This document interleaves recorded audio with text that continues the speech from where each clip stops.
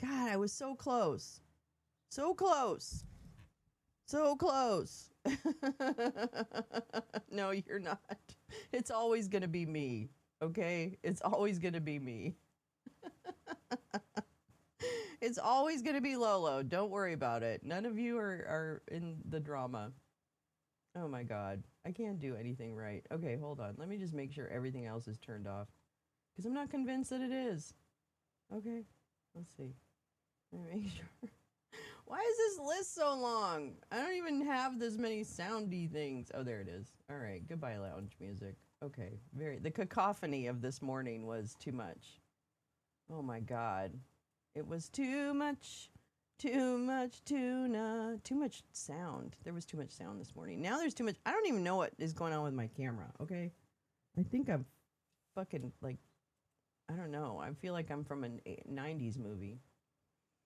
Hold on, let me make sure. That's so weird. That's so weird. Oh, I know. The contrast is really high. What? Oh, that's actually, okay. Actually, I want that a little bit less. Yeah. And then the saturation, I may need a little more because it's too orange or something. I don't know what. I don't get it. Okay, we're going to leave it alone. Anyway, good morning. I woke up at 6:30, so we're not really in a total awakeness time. Oh, okay, hold on. I'm going to fix this. I don't know what's going on, but I'm going to fix it. I'm not sure. Okay. Why?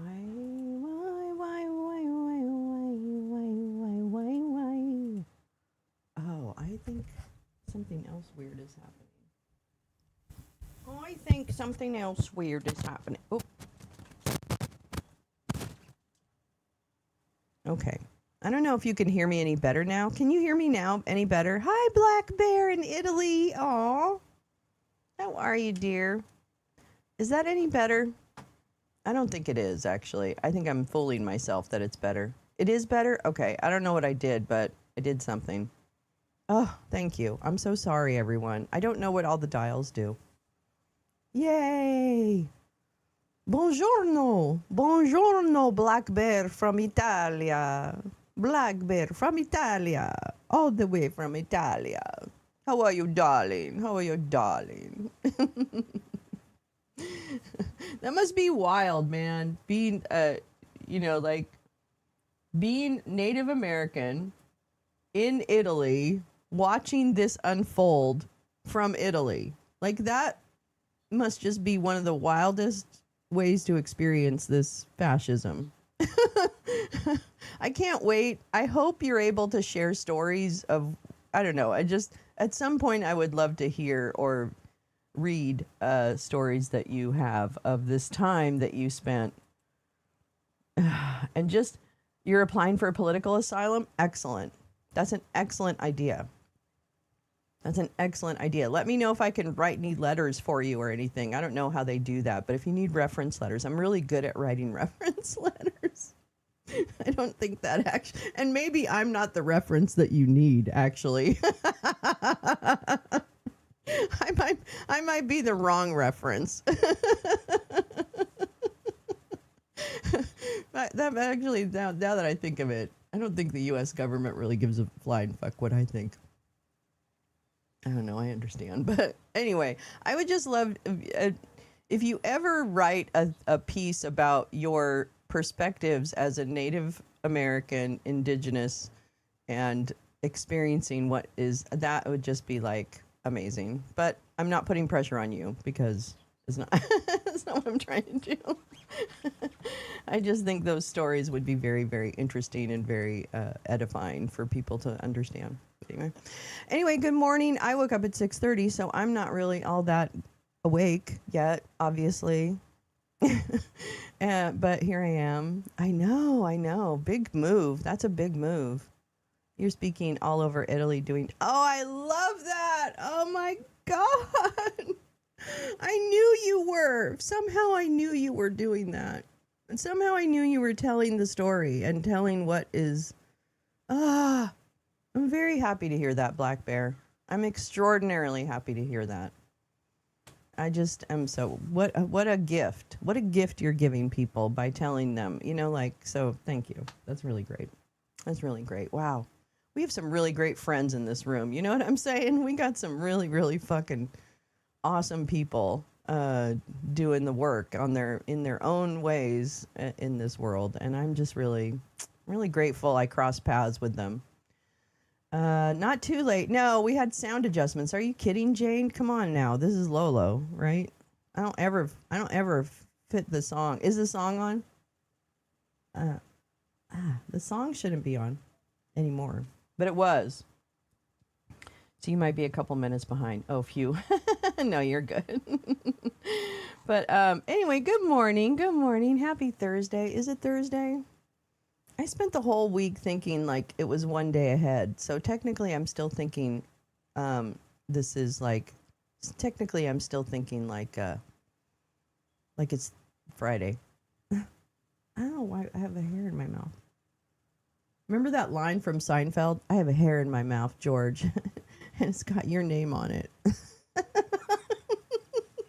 Do you remember that? Okay, wait a minute. I'm catching up with chat. Let's see. Not too late. No, you're not too late. Hi, Neil. I posted a hip son in the cord I know you'll appreciate. Uh-oh. Is your hip son who dresses like Ozzy Osbourne?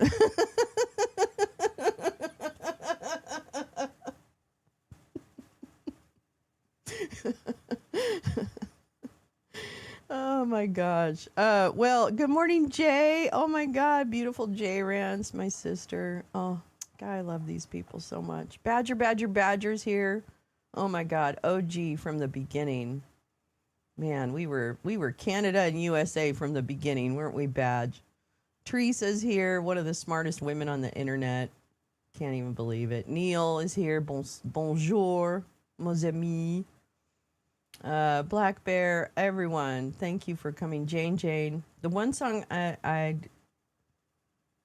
there's a goal that everyone remembers. It was back in 72. I don't know. This one song. Oh, a song. Oh, we're posting songs in Discord. That's what it is.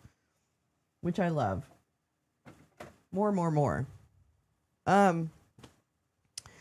Let's see. We have a banking committee on regulation, which, as you know, I feel like with regulations under attack, only bad things can happen, believe it or not. Sometimes regulation is good because people can't be trusted to do the right thing. So when they can't be trusted to do the right thing, then, you need a regulation. Sorry, wish it wasn't that way, but that's the way humans act. They labeled a Charlie Kirk corridor rename. Oh, God, are you kidding? I'm sorry. It's been fun sharing Canada with our Yankee Doodle and global friends. Yes, Jane. I had a medical procedure yesterday. They gave me drugs. I took the drugs, and the drugs are working. And said I couldn't, and said I can't make any legal decisions for 24 hours. But at 1 p.m., I'm suing everybody. That's a good one, Neil. Neil, that's a funny joke. I love that one.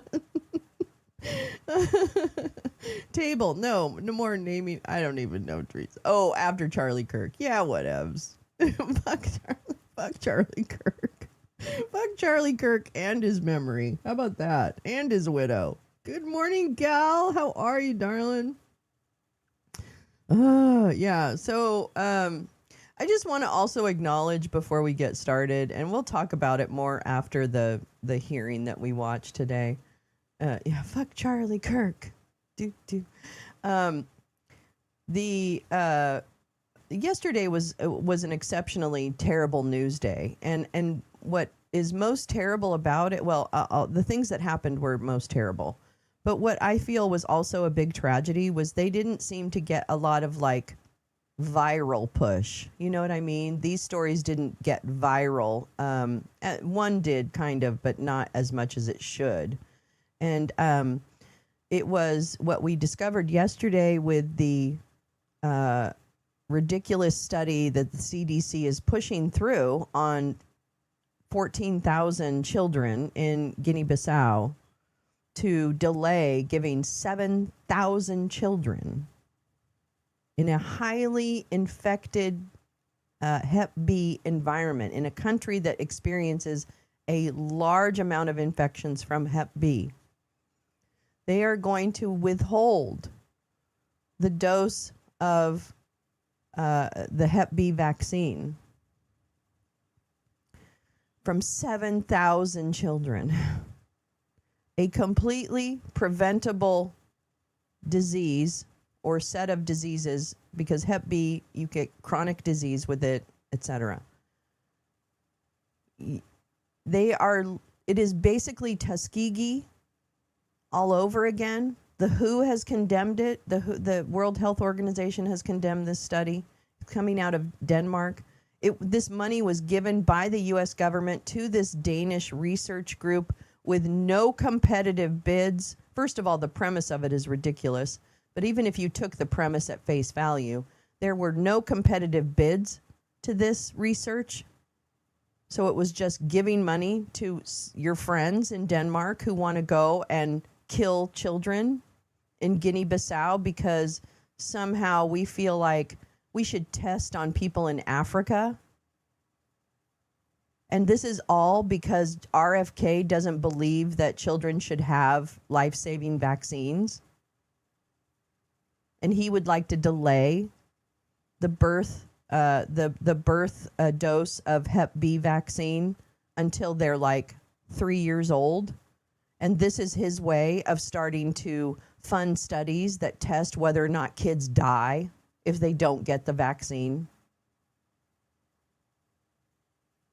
That should be huge. That is fucking Tuskegee, where we injected black men with syphilis as a medical fucking experiment. So this is exactly what that was. Treating people and humans as if they're lab rats for your folly, thinking, oh, I wonder if people die when they don't get this vaccine at birth. Well, you're about to find out because you're funding it. And you're withholding a medicine that is known to be safe and save lives. So that's one story. The second story was what J.D. Vance and Dr. Oz came out and blurted in the middle of the day saying, oh, yeah, by the way, starting with Minnesota, we're not going to reimburse your last Medicaid payments. So you're on the hook for that until you prove to us that you can jump through the hoops that we want you to jump through. So that's one. Number two part of they had a double hit. The second part of their double hit was that they weren't going to enroll new vendors in durable goods. So if you had vendors that had durable goods like oxygen, like walkers, like hospital beds for your home, yeah, the 6 month, that's what I'm talking about, the hard goods. These are the durable medical equipment is what it's called, DME. So I thought it was no new patients, so forgive me. I kind of overreacted in the beginning. But it turns out it's no new vendors for 6 months while they determine if there's fraud, waste, and abuse in the program. So apparently they've all been sitting on their hands, and doggy did nothing because now they've got to doggy it again. But now they're doggying state payments and state support. Yeah, sorry. I'm so sorry. Oh, yeah, Karen Diggs. Because we have great minds. And it's because we have great minds. So that's bullshit, all right? That's bullshit. That's going to make it harder, I think, for people to get access to the equipment that they need. Walkers, crutches, all the stuff. All the stuff. Like, it's huge. And then the third one was Kansas telling all transgender people who live in their state to turn in their driver's licenses. Driver's licenses. What the fuck is that? That's Nazis. That's just fucking Nazis. I think they did that to people in Nazi Germany. Am I incorrect? Yeah, Oh no, that one came in right at the end of the day, right? Like that's one that they hit you with late. Or at least I shouldn't say that because I found out about it later. That's Nazi stuff. That should be like immediate in the street, like, no, we're not. And they didn't even give a grace period. They said, we'll read about it. We will definitely read about it. But 3 major blows to humanity happened yesterday, or at least we found out about 3 of them. Could our glow? Yeah. Can anybody? I mean, I don't know. I just like, it would be so great. It would be so great if there was some accountability. We should watch Cabaret. I really do want to watch Cabaret. I just don't know when we're emotionally ready for it. But of course, are we emotionally ready for anything? No. All right. We're going to go to speaking of emotionally not ready for anything. Yeah, we'll definitely watch Cabaret. Yeah, we could do, we should talk to, I don't know, GP's probably asleep right now, but we could figure out if Cabaret is available. If not, we can watch it on another night so it doesn't, like, you know, impact a lot of people. Okay, here we go. Let's talk to Mr. Shitty Pup. Oh, and also the Clintons are testifying today. Hold on, let me get to you. Let me show you what I've got. Let me show you what I've got. No, I don't want that one. La la la la la. No, no, no. Okay, there and there and there and there and there. Get out of there, duck. We're just going to show you this. I'm sorry. I'm like slow as molasses in January. I'm slow as molasses in January. Okay, the Clintons are getting ready to, I guess, testify, or maybe they're already in there. I don't really know. House Epstein investigation. They're in Chappaqua, so they came to them. They came to them. Is that song in there? It's playing in my head now. Wait, I love that movie because it's important. Yeah, it is good. We could watch Mystery Men. That's light. Oh, that's a fun movie. I love that movie. Oh, my gosh. My mom said Bill Clinton gave a good response to the SOTU snooze fest. Anyone hear it? No. No, we listened to the Working Families Party response. We didn't even listen to Abigail Spanberger. I'm sorry. We need bold descriptions of where we're at now. We don't need any milquetoast. Yeah, we were watching that. I mean, at the point we were watching, I'm sure other people caught Bill Clinton after the fact, but I didn't even know he was doing that. Spanberger triggers me too. I don't know. It just felt very like, this is not the right moment for this. I need somebody with fire in their eyes. And I don't know. I mean, you don't need to convince me, right? Maybe that's the point. They don't need to convince me. The Joy Reid heckler the other night was a Trumper. He jumped up on stage and was pulled off. What an idiot. Was it Brian? What's his name? There's one of those J6ers that likes to, like, make a fool of himself all the time. I can't remember his name. Jay knows him. She's been following him. He's a bit of a pissant. He used to come after me when I was on Twitter and I was more involved in the post-convoy kind of DC stuff. But thankfully, he's fallen off my radar. Yeah, she just doesn't seem to get it. And, you know, like, I don't know. I mean, you know, people should be voting because they understand how fucking fucked up the world is. You know, it's not that they shouldn't be. They shouldn't need someone to tell them. Betancourt, that's it. Brian Betancourt. Yeah, I was wondering if it might be him because he's a dick and he likes to be loud. And he loves to go after women. Let's see. Okay, so that's them. Let me make sure they're quiet. Okay. And then this is what I wanted to watch, at least first this morning, was the banking committee with the banking committee. And what are we doing? Oh, this is on regulation, which you know how much I love regulation. So that's why I wanted to watch it. Oh, hold on. Hold on. What the fuck? Hold on. Why is he so quiet? No law. Why? Lawful business in Anderson, South Carolina. Okay, hold on. God damn it. The sound on these things is fucking amazing.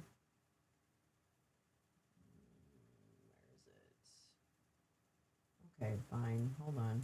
Watch the Clintons for a minute. I'll find it.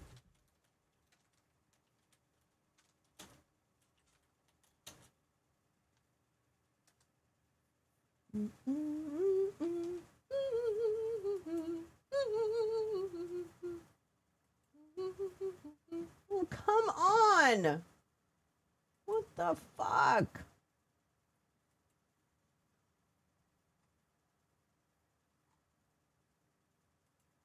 Is this the banking committee? Am I wrong about this? No. What the fuck did they not have this on their own YouTube channel? Oh my fucking god! I fucking hate this fucking.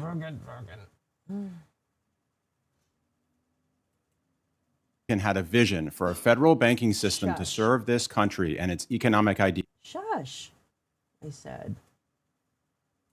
Shut it, I said.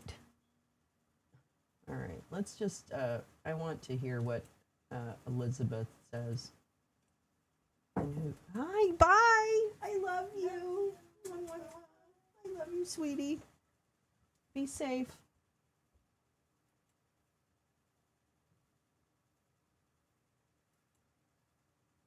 Okay, here we go. Ranking member. Thank you, Mr. Chairman. So President Trump has had more than a year to keep his #1 campaign promise to lower costs for American families, and boy, has he failed. Costs are going up across the board. Prices are up for groceries, utilities, healthcare, and the National Association of Home Builders says that thanks to Trump's chaotic tariffs, it costs $11,000 more to build every new house in America. Meanwhile, job growth has slowed to a crawl, and 83,000 people working in manufacturing lost their jobs last year. Ordinary Americans are squeezed hard, but boy, it is a good time to be a Wall Street CEO. Last year, the CEOs of the 6 largest banks together earned more than $250 million in compensation. Those banks paid out more than $140 billion in dividends and buybacks to wealthy shareholders. It is a record. The rich are getting richer and everyone else struggles. In the Trump economy, it's Wall Street first and American families last. Now, we've seen this story before. We know how it ends. In the great financial crash of 2008, 10 million families lost their homes. The unemployment rate skyrocketed to 10%, and nearly $20 trillion in savings and retirement plans evaporated. Washington helped cause that crash by eliminating common sense guardrails that kept banks safe and focused on serving communities. When the crash hit, Washington bent over backwards to funnel trillions of dollars to bail out Wall Street.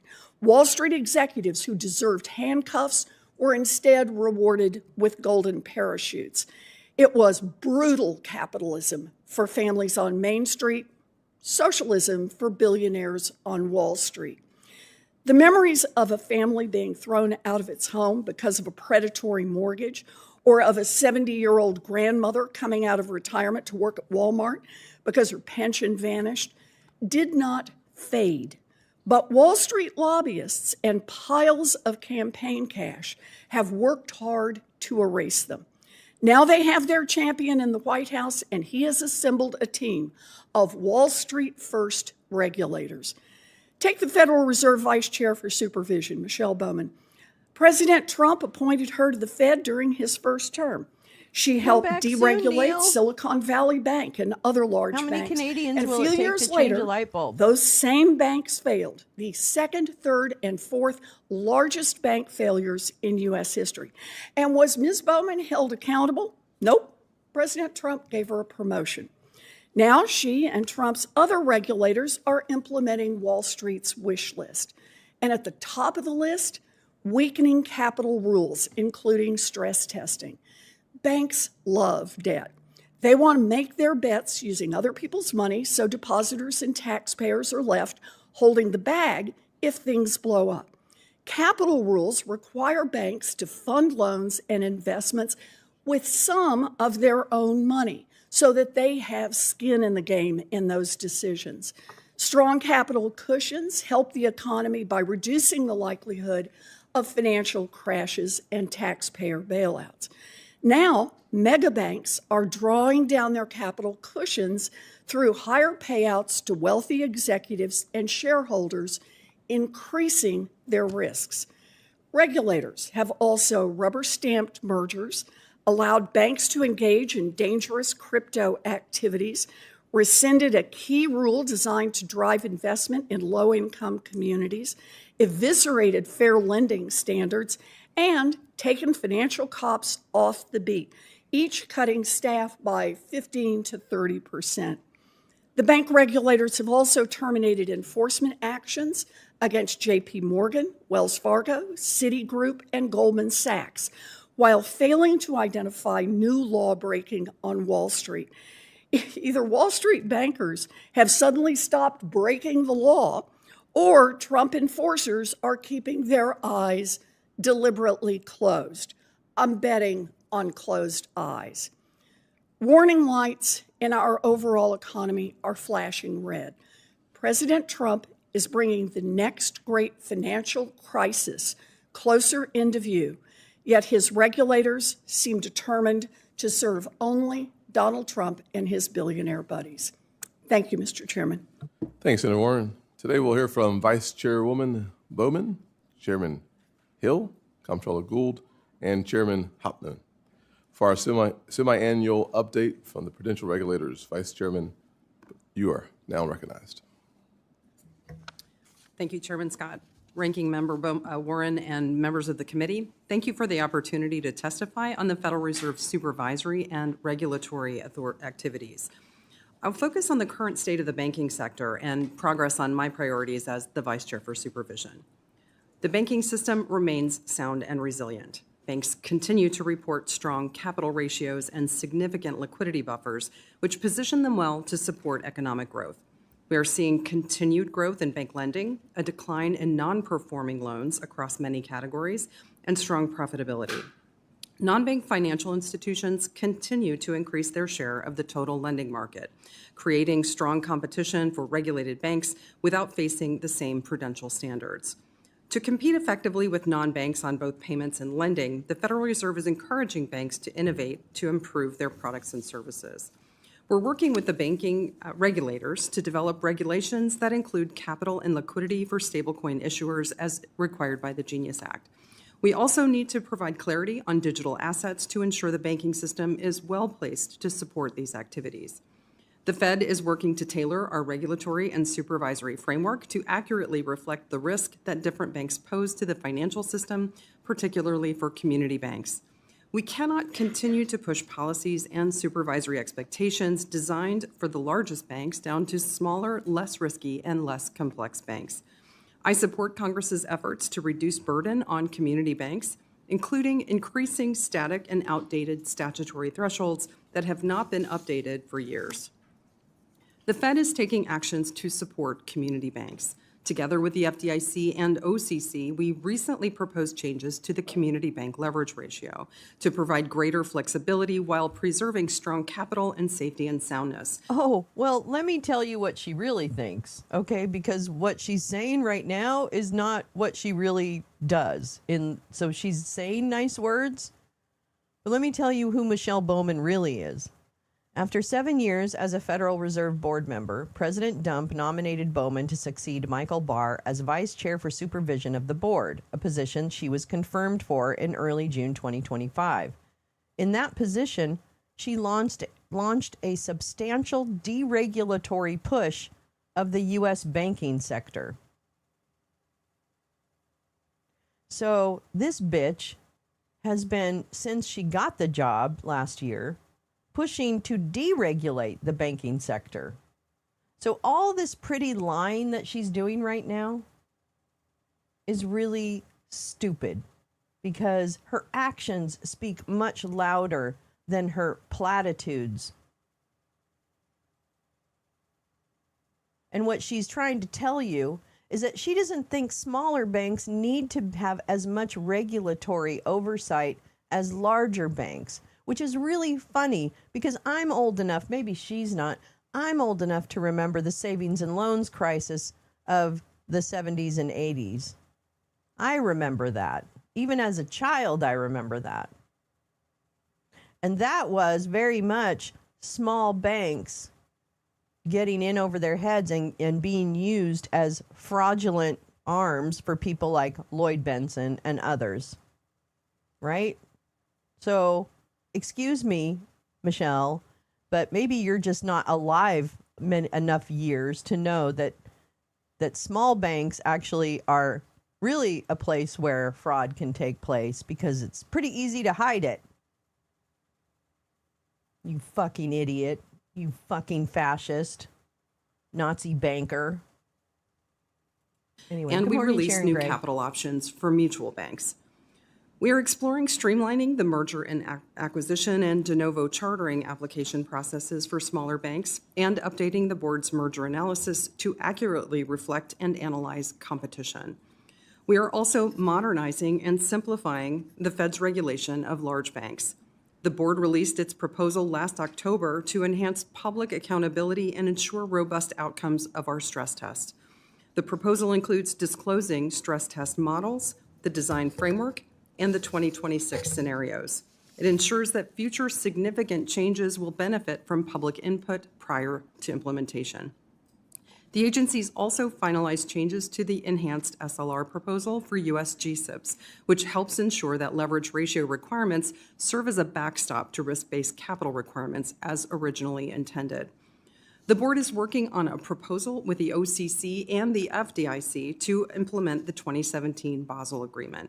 This will reduce uncertainty and provide clarity on capital requirements. We are considering each of the elements rather than reverse engineering changes to achieve predetermined outcomes.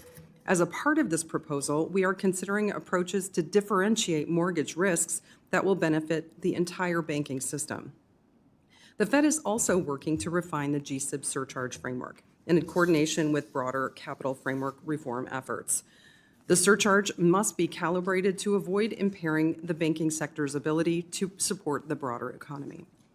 Effective supervision must focus on factors that affect a bank's financial condition, including material risks to bank operations and to the stability of the broader financial system, not material issues that distract from core safety and soundness. This requires a risk-focused, tailored approach. Let me be clear. Those core material risks include non-financial risks where they pose threats to safety and soundness. Strong risk management, whether in credit, liquidity, cybersecurity, or operations, remains essential, and we will continue to examine for those risks. Focusing our resources on material issues that historically have correlated to bank failures will create a more effective oversight system. The CAMELS framework is also under review, as is the Bank Examiner Training Program. Establishing clear metrics for CAMELS components ensures transparency and objectivity in our examinations, and enhancing examiner training will improve our supervision. The board launched an independent third-party review of the 2023 bank failures. This review will objectively examine why our supervision fell short and deliver accountable findings to further strengthen our supervisory practices. We have also ended the practice of using reputational risk in our supervisory programs. And we have proposed a regulation to prevent supervisory influence from leading banks to debank a customer due to their constitutionally protected political or religious beliefs or a business engaged in legal but disfavored activities. Banks must be free to make their own risk-based decisions to serve individuals and lawful businesses without interference. Thank you again for the opportunity to appear before you today, and I look forward to your questions. Thank you. Chairman Hill? Chairman Scott, Ranking Member Warren, and members of the committee, thank you for the opportunity to testify today. I appreciate the opportunity to report on the FDIC's work to improve our regulatory and supervisory approach across a number of areas while continuing to fulfill our core mission of ensuring deposits, promoting the safety and soundness of banks, and resolving failed institutions. Over the past year, the FDIC has made significant progress in several areas, including reforming supervision so it is less process-driven and more focused on core financial risks, engaging in a thoughtful review of our regulations, guidance, and manuals, reevaluating numerous aspects of our resolution and receivership management functions, and promoting the prudent adoption of innovative technologies in the financial services sector. My written statement provides greater detail in each of these areas, but I would like to briefly touch on each of them. Regarding supervision, the FDIC is actively implementing changes to our supervisory process to reorient our focus more toward financial risks and to improve other aspects of our supervisory framework. Among other things, we are reviewing comments received in response to our proposed rule issued with the OCC that would define certain key terms related to supervisory criticisms, initiated a process to review outstanding supervisory criticisms to close out those that do not align with the new approach to supervision, are working with federal and state regulators on reforms to the CAMELS rating system, and issued guidelines to establish an independent Office of Supervisory Appeals to adjudicate appeals of material supervisory determinations, which we are currently in the process of standing up. The FDIC has also been engaging in a thoughtful review of our regulations, guidance, and manuals, and we have been making a number of improvements. With respect to capital rules, we finalized a rule to modify the enhanced supplementary leverage ratio to help ensure that it serves as a backstop to risk-based capital requirements rather than as a frequently binding constraint. Are reviewing comments in response to our proposal to amend the community bank leverage ratio to expand eligibility and encourage more community banks to opt in, and are working with the Federal Reserve and OCC to modernize risk-based. I'm actually having a hard time with their opening things. Yeah, they do have, you do hear some of the dog whistles. Let's see if we can get to the questioning, because that might, in fact, we'll hear a little bit of the third guy. It is an honor to discuss the OCC's And then work I'll go implementing into the the- President's economic agenda by ensuring that America's federal I love banking my system is safe president. and sound I love my and remains the suitcase. world's most trusted, dynamic, and resilient. Over 160 years ago, President Lincoln had a vision for a federal banking system to serve this country and its economic ideals, and he empowered the OCC to oversee that system. Today, the OCC supervises more than 1,000 institutions that hold $17.9 trillion in assets, two-thirds of all U.S. commercial banking assets, and have more than $90 trillion in assets under administration. In the years since the 2008 financial crisis, Washington too often sought to eliminate rather than manage risks, resulting in a less relevant. Thus, NCUA's new policy is just basic American fairness, and it's how most people think our government should operate. For example, every senator on this committee expects that in America or any free society, the sequence of events is supposed to be first, set speed limits, then give out speeding tickets. But with financial regulation, that has not always been the case. We've all witnessed regulators behave in ways clearly designed to boost their annual enforcement totals. I have personally witnessed the value of Louisiana.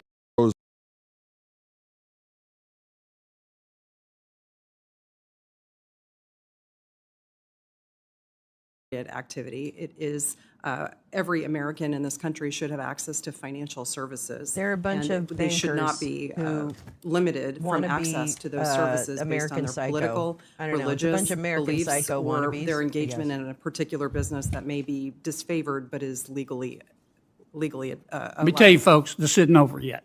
Thank you, Mr. Chair. Senator Blunt Rochester. Thank you, Chairman Scott and Ranking Member Warren, and to the witnesses as well. Chair Hauptman, I'm going to start with you before I turn it over to Vice Chair Bowman. I have a bipartisan bill with Senator Haggerty, the Credit Union Board Modernization Act. It simply updates board meeting requirements for well-rated, established credit unions. And it currently has 58 co-sponsors in the Senate and passed the House last year by voice vote. Do you think this is a good idea? Your mic, I think the microphone is. Oh, yeah. We're going to, obviously, Congress set that years ago that every 30 days they have to have a formal board meeting. And it's somewhat unique. Now, at NCUA, listen, we're going to do whatever Congress says. They do find it odd that Congress has NCUA enforce a rule that they formal meeting every 30 days to say that this entity cannot function unless they have a formal meeting every 30 days. And Congress tells NCUA to enforce that. You know who else doesn't have a formal meeting every 30 days? Congress or NCUA. Mm. So they find it a little odd that, they say, oh. Sir, I don't know if you know where you are, but you're in a fucking congressional hearing. Number one, can you sit up? Okay? Number two, this isn't your stand-up bit, okay? This isn't your 5 minutes that you paid $5 to do on an open mic night, okay? I don't know if you're still drunk from the night before, if you had a really good time at the Holiday Inn in Alexandria, maybe. You went out. A lot of good bars in Alexandria, I'm guessing. Exactly. No decorum. And, I don't expect everyone to be like choir boys. I'm not pro forma just for the pro forma sake. But my God, have a little bit of like self-regulation. Okay?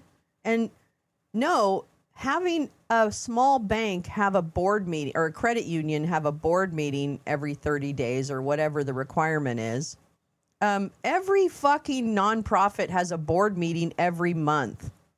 Oh my God. This is so normal. It is so in fact, you need to do that because you cover your monthly costs, expenses, P&L, variations, variances, whatever. So yeah, you do. It's not excessive to have a meeting every month. It's just not. Okay? People do it all the motherfucking time.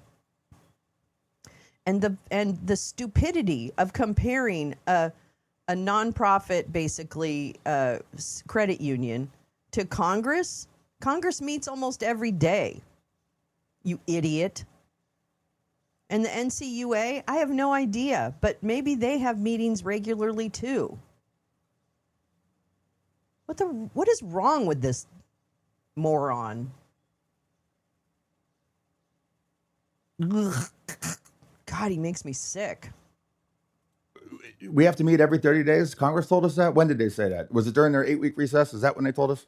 Excuse me? They find what the fuck? Find it a little odd for well-meaning ones, and it's not something subject to others. But again, we're going to do what Congress says. I know this is one of our credit like union's top priorities. That's a board meeting, people. It's not that big a deal to have them every month. Oh my God. And so since they do a lot for our communities as well as our small businesses, I'm glad to see it has a lot of bipartisan support, and we hope to see it pass here in the Senate as well. Vice Chair Bowman, I want to turn to the Federal Reserve's exploration of the so-called skinny payment accounts. I support payment innovation, but access to the Federal Reserve's core infrastructure is not a small privilege. So I want to understand the risks before expanding access. The Fed's payment systems also referred to as payment rails, including Fed ACH, FedWire, and FedNow, move trillions of dollars and underpin payroll and business transactions nationwide. Do you agree that if a bad actor were granted direct access to those systems, that could increase risks related to fraud, illicit finance, or operational disruption? I think that's an accurate statement, yes. And since those systems operate at scale and speed, problems can spread quickly when something goes wrong, correct? Yes. Today, most non-bank payment firms access those rails through regulated banks, which create checkpoints, including anti-money laundering controls and supervisory oversight. If a non-bank were granted direct access, that checkpoint would be removed. Would you agree that increases the importance of the firm's own risk controls? Yes, it's very important that any firm that has access to the payment system has those controls in place. And traditionally, direct access through what's called a master account has been limited to insured, prudentially supervised banks. The Fed has discussed limited or so-called skinny accounts that would provide access without full master account privileges. We know that. So its direct access increases the speed and scale of harm when something goes wrong. Why would it make sense to grant that access under lighter guardrails than those imposed on banks? Senator, we have a very thorough structure in place that allows us to consider applications for access to master accounts. This particular access that you're speaking about, the Skinny Master Account, is contained within an RFI that we have recently issued. Governor Waller is responsible for this area within the Federal Reserve Board. We've issued a request for information with a proposal that would allow for feedback that we would take very seriously as we're considering whether or not to create this account or how to access it or give access to it. If the Fed were to grant this access and later determine that the firm posed risks, does the Fed have clear authority to immediately suspend or terminate that access? We would need to ensure that we do have that access, and yes, I believe that we do. So you believe we do, but we just need to clarify that you do actually have the authority. No, don't help her. Don't help her. think- Don't help her. She said we would need to make sure that we do have a safeguard in place if some small bank that's been given a skinny master access to the Federal Reserve, you know, where all our money is. I'm like, what? What? You're the Fed governor. You're a Fed governor. You're sitting here testifying in front of Congress. And you don't even know if you have the mechanism to turn off access to a riskier group of people that you're proposing they give access to. That's basically what she just said. Oh my God. I know this stuff is kind of boring, but this ends up making a difference in terms of banks' if it's failure. not already clear. And I don't want to speak out of turn. We would need to look into that. We won't and stick with it understand too exactly long what if that it's would really, be. really I boring. know in the but- 4 seconds, 3 that I have left, I just want to say, I just want to say how serious this is and how we look forward to following up with you to make sure that that authority exists. And I yield back. Thank you, ma'am. I share your concerns. Senator Rounds. Thank you, Mr. Chairman. First, thanks to all of you for appearing before us today. Vice Chair Bowman, each of your respective... Is $500 million. Is that a question for me? Yes. Yes, Senator, we're open to considering all suggestions and reviewing many aspects or all aspects. Including the Tier 1 leverage ratio. It's not something that we have yet looked at, but it is something that we would certainly be willing to consider reviewing. Thank you. Thank you, Mr. Chairman. Absolutely. Ranking Member Warren. Thank you very much, Mr. Chairman. So last month, the Wall Street Journal reported on a story about ties between Donald Trump and the top spy in the United Arab Emirates, who is the president's brother and the country's national security advisor. He is actually called Spy Sheikh. A few days before Trump was sworn into office, this spy spent $500 million to secretly acquire a 49% stake in Trump's crypto company. So what does the UAE's top spy get for his $500 million? Well, the Trump administration agreed to sell the UAE our most sensitive AI chips. Our own national security experts say the UAE and the Spy Sheikh's companies may be a conduit for funneling high tech to China, technology that strengthens China militarily. Now, right now, Trump's crypto company, World Liberty, has a bank charter application pending with the OCC, an agency that the president controls. Controller Gould, you run the OCC. Did World Liberty disclose in its application that the Spy Sheikh's company was a principal shareholder in the proposed bank? Senator, thank you for the question. I'm not going to discuss the specifics of any application. Are you telling us you won't tell that whether or not they disclosed you it? fucking Do will. you acknowledge that Yeah, it is you supposed to fucking be will. disclosed? Principal Senator, shareholders? You fucking will. Senator, Don't you dare unlike say the that to her last like 4 years that. of the Biden administration, under President Trump's leadership, we are actually doing what we say we'll do. And I would Well, refer you let's to see if you're doing what you say you will do. Like all applicants for a bank my charter, God. the Somebody punch OCC him. regulations require World Liberty Somebody to throw disclose something at his all head. principal shareholders, which are persons with at least a 10% direct or indirect stake in the proposed bank. Those insiders must file a biographical and financial report with the agency. Failure to do so would be grounds for dismissal of the application. Evidently, you have not dismissed the application, so I assume the disclosure was made. Will you show Chairman Scott and me an unredacted application so that we can see that for ourselves and see that you are, in fact, following the law? Senator, the only thing to which I will commit is following our established procedures, which are outlined in the regulations that you provided, Oh, as well as excuse the me, We are bitch. 31 banking pages of committee, little and we bitch. have manual. oversight Excuse me, here. you little motherfucking I would like to bitch. see in camera. It is non-public. Fucking I would like to asshole. see that You along with fucking little Chairman Scott. Nazi. I would like to see that application just to ascertain that the appropriate disclosures have been made. Will you commit to doing that?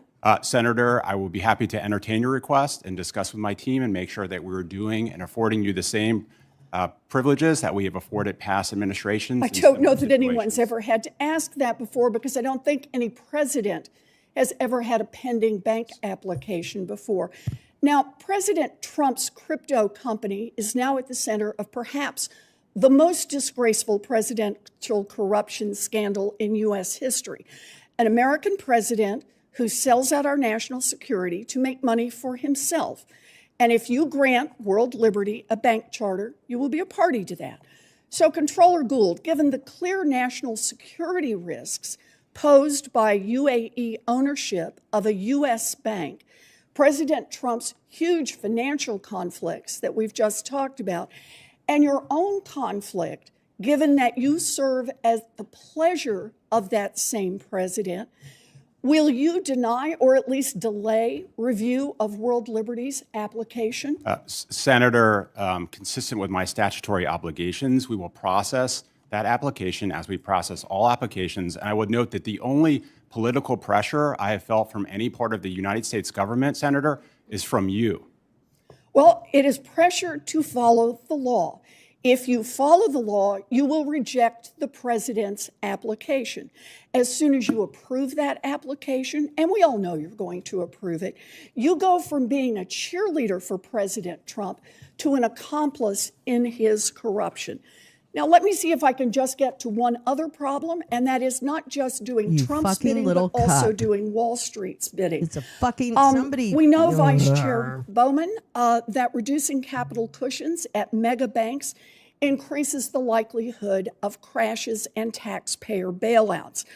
I did some research. Turns out that your rulemaking would reduce required capital at the largest banks by more than $200 billion, or 23% for the big bank companies. I will submit a question for the record so that I don't go over, but this is entirely contrary to your own comments that you would not put our nation at risk. You are doing so. Senator Moreno.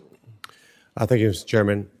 Mr. Gould, does Citibank present a national security threat to the United States of America?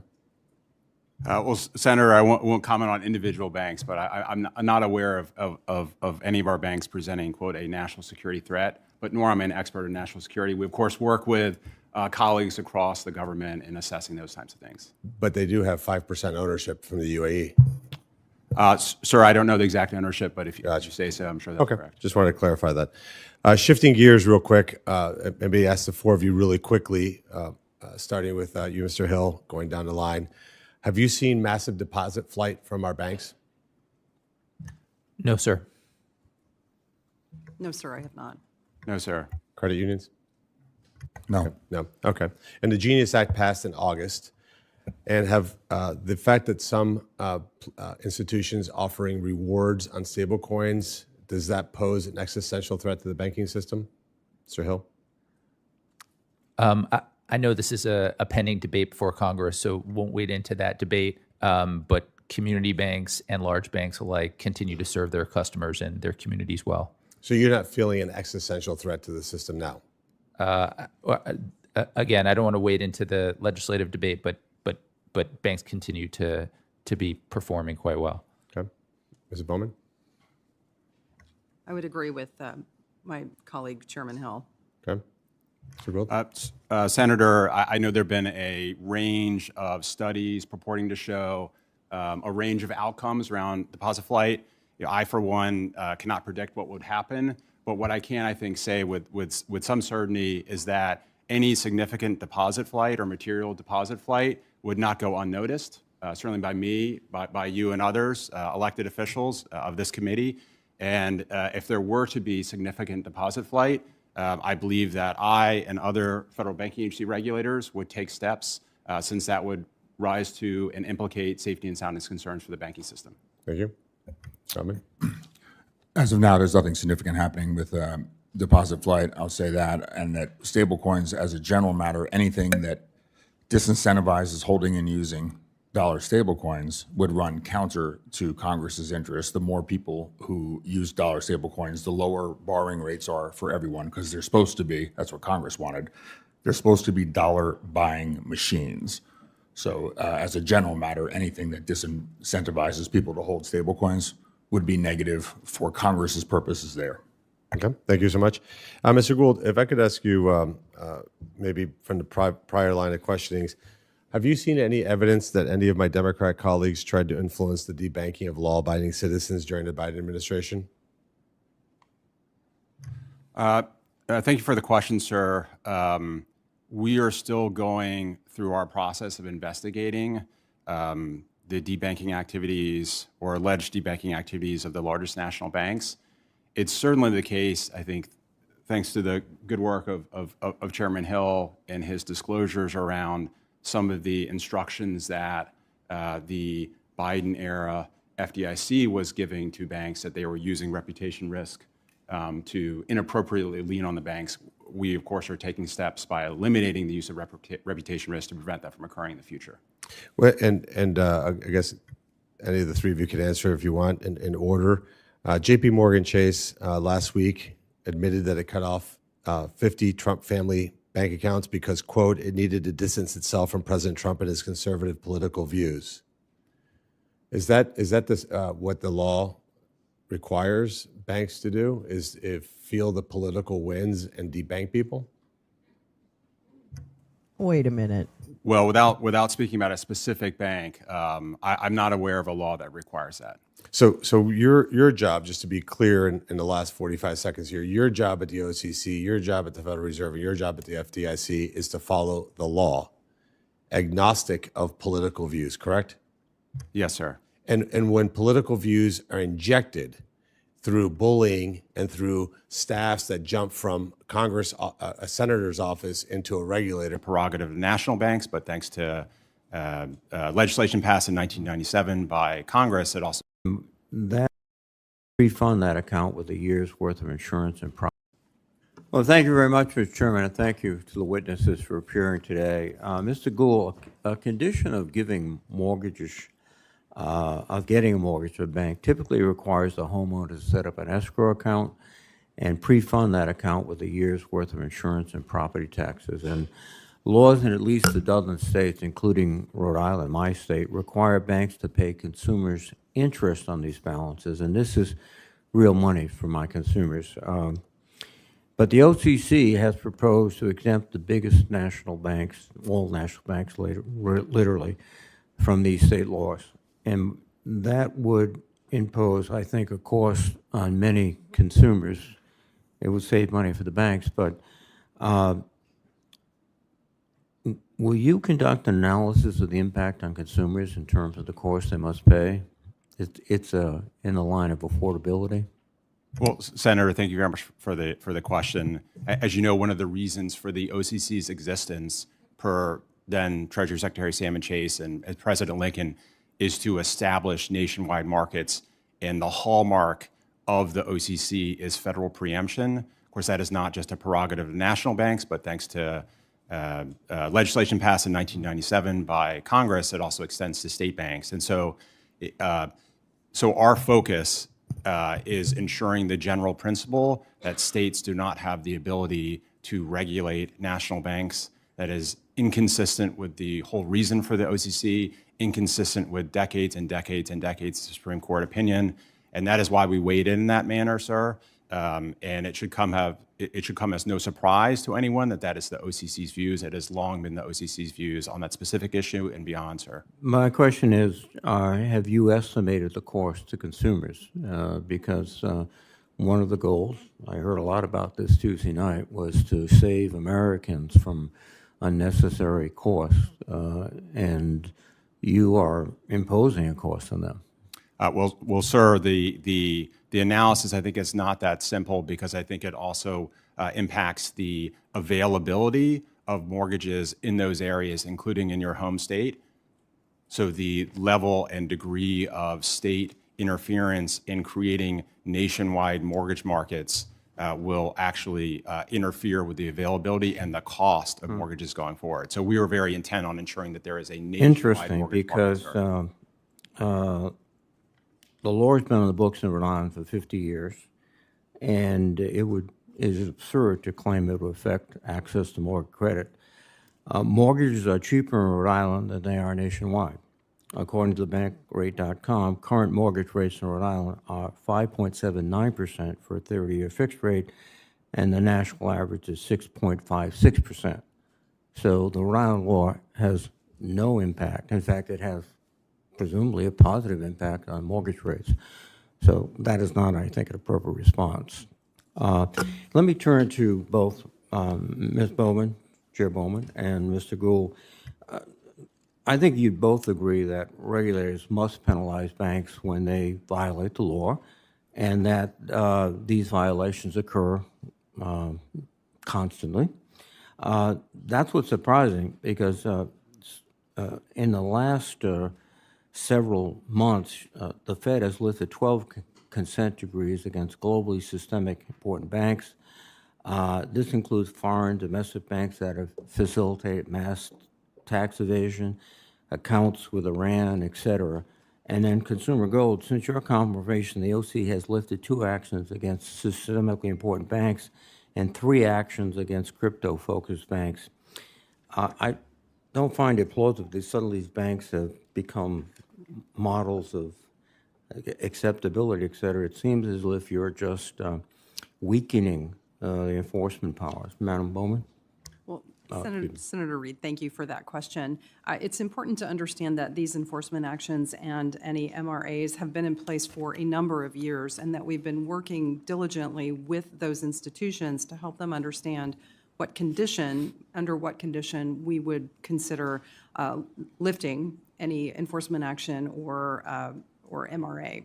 And so if we have lifted any particular actions, it's because over a long period of time, those institutions have acted in a way that allowed us to understand that they have mitigated those circumstances. We've verified that with their internal audit, and that has resulted in lifting particular actions. Well, one consent order was imposed in 2024. That's 18 months ago. And that seems to be a rapid time for most of these large financial institutions to suddenly do the right thing. Well, I appreciate that, and I'd like to look into that a little bit more. Thank you very much. Thank you. Thank you, Mr. Chairman. You're welcome. Just to follow up on Senator Moreno's question as it relates to deposit growth or decline after the implementation of the Genius Act, and my great staff did some research pretty quickly to recognize the fact that the fourth quarter, we saw deposits increase even after the implementation in August, and the expectation over a 12-month period from the bankers themselves is that there will be further increases in deposits. So the fear of deposit flight does not seem to be realized whatsoever. So that really, from my perspective, is good news, because what Kyle made a really good point that, in fact, everything that encourages more dollar use is not only good for the economy, it's good for our reserve currency status in the world, is something we should all lean into. So I think that's really important. I'd also like to note that Chairwoman Bowman has done a really good job, obviously. A road to housing is meant to expand housing supply, but to help spur demand at the same time. Can you elaborate, Chairwoman, on any efforts that you see You talked about making it easier for community banks to get back into the mortgage business. I'd love to hear you elaborate on that topic a little. I do not want to hear her elaborate on the lies about how she wants to increase home ownership, because I don't think that cunt wants to increase anything except for her personal pedophile president. She wants to boof up her personal pedophile president. How does it feel, Mrs. Bowman, knowing that you support a pedophile who raped children? Raped. How does it feel? We have a lot of stories that are coming, that are here that I would like to read to you. I think I'm going to stop on the banking. I think we get the point that these Nazis don't want to see banking be fair or equitable in this country, and they want to prop up the Trump. I have not heard of this Trump banking application, so I pulled up some stuff on that. So let's read a little bit for a minute, if you don't mind. I have some stories from, like I spoke of earlier, from yesterday, shared by Meowing Star and a lot of others that I definitely want to read and put on people's radar about those three major things that happened yesterday that I talked about. So let's take a look. I just have a bunch of rando stuff here, but it's all of it seems incredibly important. Reading time. Get your coffee or your tea. Have a seat with me. Yes. Mr. Ghoul. That's good. So I came across this when I was looking for something else, but this caught my eye. New ACA plans could increase family deductibles to $31,000. Yeah. The Trump administration is proposing Obamacare plans that it says will lower health insurance premiums, but critics warn they would make care unaffordable. Not could. They use the would. Okay, there's Dr. Laws. The Trump administration proposed new rules for Obamacare plans next year would shift more health care costs to Americans. Right, with much higher deductibles that could lead to greater medical bills. That's right. Under the proposal, people who rely on the ACA for their health insurance coverage could choose plans with much lower monthly premiums, but that could leave them exposed to medical expenses totaling thousands of dollars more than ACA plans do now before their insurance would kick in. Heading into the midterm elections, offering these new plans is one of few options open to the Trump administration to lower Obamacare premiums that do not require congressional approval, or they could have just left the subsidies in place. I don't know. Affordability has become a campaign mantra for Democrats, whatever. Healthcare costs were viewed as the top economic concern in a recent public opinion poll from Kaiser Family Foundation, a research group. In his State of the Union address, Mr. Trump blamed the crushing costs of health care on the Affordable Care Act, saying the program funneled money to the big insurance companies. He advocated sending the payments directly to Americans so they could buy their own health care, which will be better health care at a much lower cost. That's not true.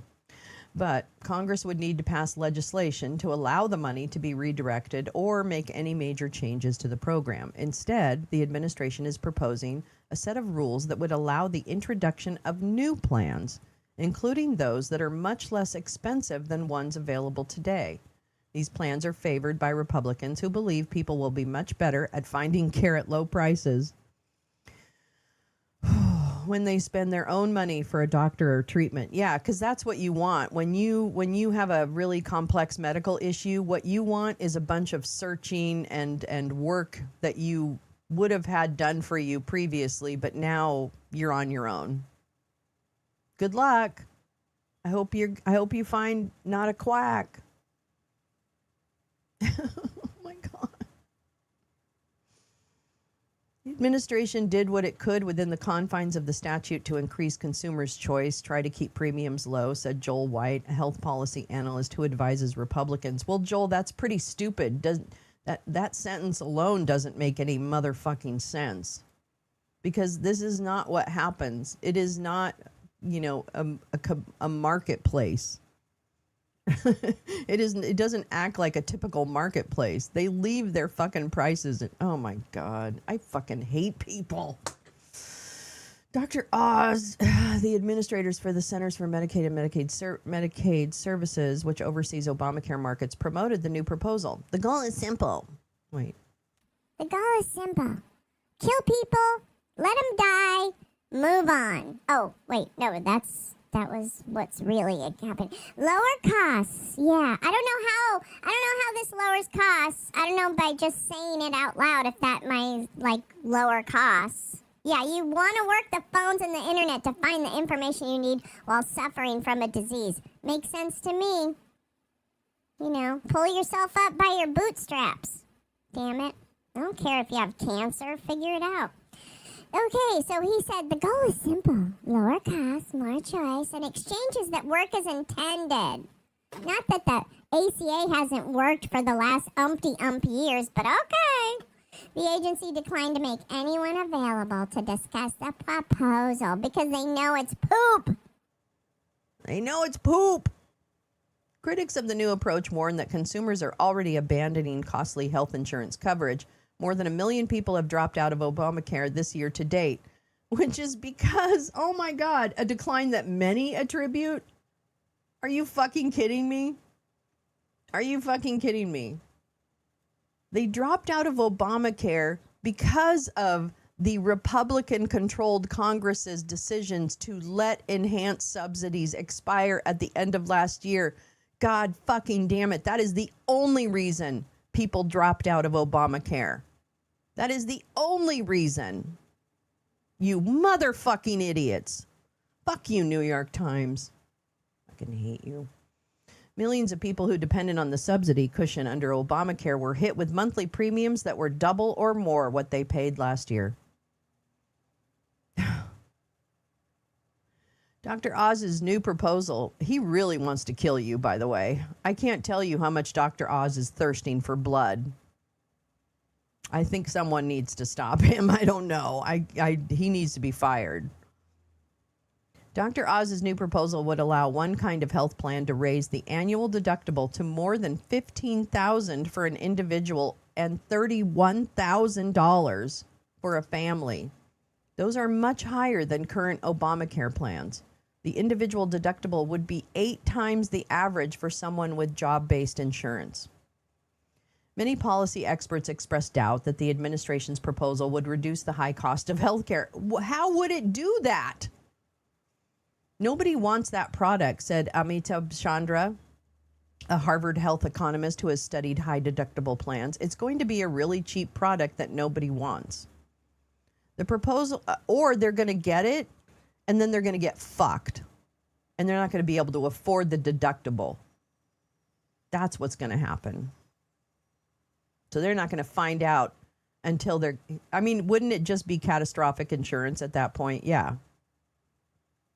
And I'm pretty sure that catastrophic insurance already exists on the marketplace. I could be wrong, but I think that there are already kind of low premium. I could be wrong. But anyway, that deductible is higher than the most. Yeah, exactly. Like this is he's trying to kill us. Okay. He's trying to kill people. He's trying to kill poor people.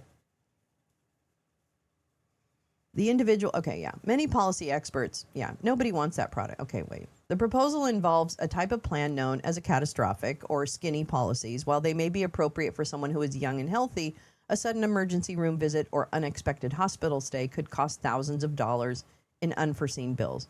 People with chronic medical conditions also might have to pay for much, if not all, of their care out of their own pockets, which is true. Yeah, so I don't know. I would imagine that the ACA also might not. I don't know if this is true, but I would check to see if the ACA offers a current catastrophic plan. And I could see them not doing that because they want this particular marketplace to be focused on people that need that need non-catastrophic plans. You know what I mean? That it's intended to serve not necessarily that segment of the population, young people, although young people take advantage of ACA. So I don't know, but I could see where ACA might not have included catastrophic because it's such a bad deal, basically, for people that have any kind of potential illness or accident or whatever. Yeah. So Dr. Joseph Betancourt, the president of the Commonwealth Fund, which finances healthcare research, pointed out that people are already struggling to pay for their medical care. Isn't that the largest amount of debt in the country is medical debt or something like that? I'd have to check. There's no doubt that we have an affordability crisis as we move forward to shifting more of the burden to patients. Oh my God, this is so dumb. There's a chance to really exacerbate that crisis. And how many families may not spend the money that is supposedly going to be sent to them? I don't know how they're going to send money to people, whatever. But how is the money that they're supposedly going to be sent to people necessarily kind of, you're out of pocket due to a percentage of income, something like that. I don't know all the ACA stuff, so I'm not an expert. We should probably read up on it. But it doesn't really, like if you just send checks out to people for their healthcare stuff and put no restrictions on it, how many people might not spend that on healthcare? I mean, what's the risk you run of actually losing people out of healthcare altogether and having a bunch more uninsured people? You know what I'm saying? Like, could that happen? I don't know. I mean, I just don't. Well, first of all, I don't think this government's ever going to send you a check for anything. So sorry about that, but that's just not going to happen. Oh my God. The proposed ACA rules include numerous potential changes to the Obamacare markets. Some would make it harder for people to enroll, while others would redefine which benefits must be covered by a plan. Adult dental care would no longer be considered an essential benefit. This is so dumb. This is so dumb. They're trying to kill you. Oh my God. The proposal could also erode other consumer protections. Hello. Overall, the rules could result in up to 2 million people dropping coverage in 2027, according to the administration's own estimates. You know, like he pulled all those people off of food stamps, which means he just cut them off of food stamps. Yeah, that's killing people. And I'm sorry, if you're a maggot and you don't care about people, I can't help you with that. The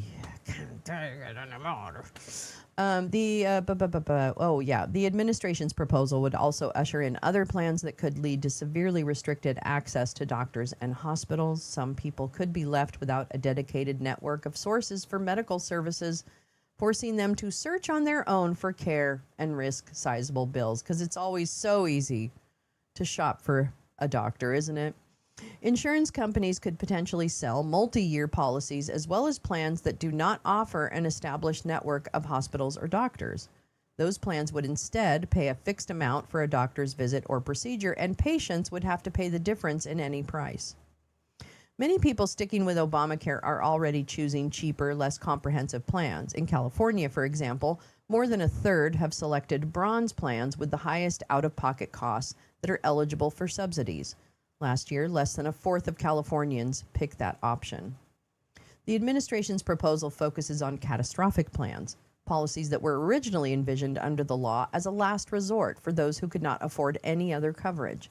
People can't use federal subsidies on them, and they had typically been available to people under 30. Before meeting the proposed high deductibles, individuals could still be eligible for some preventive services like screenings and have coverage for 3 primary care visits in a year. Catastrophic plans have been unpopular, largely because some bronze plans are not that much more expensive. Public comments on the administration's new proposal generated about 50 responses so far since the proposal was introduced earlier this month. Oh, can we comment? One public comment from a California resident described the situation of his son who has diabetes and needs expensive specialist visits and treatment for his condition. I'll go back to that.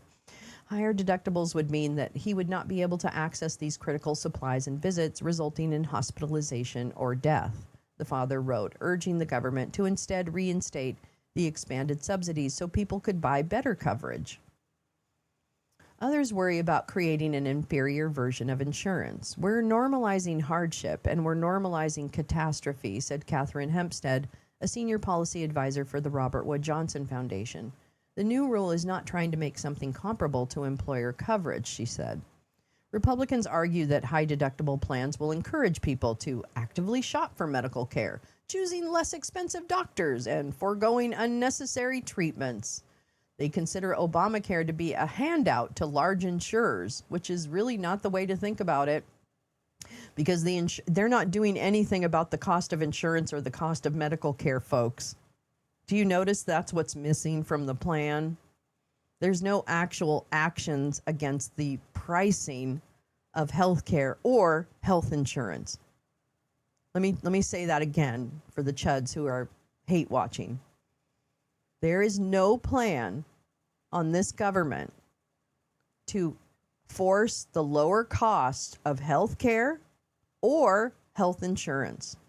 That is the one thing missing from all of the discussion of health care. That's terrible. Yeah, we have to get money out of politics. We have to.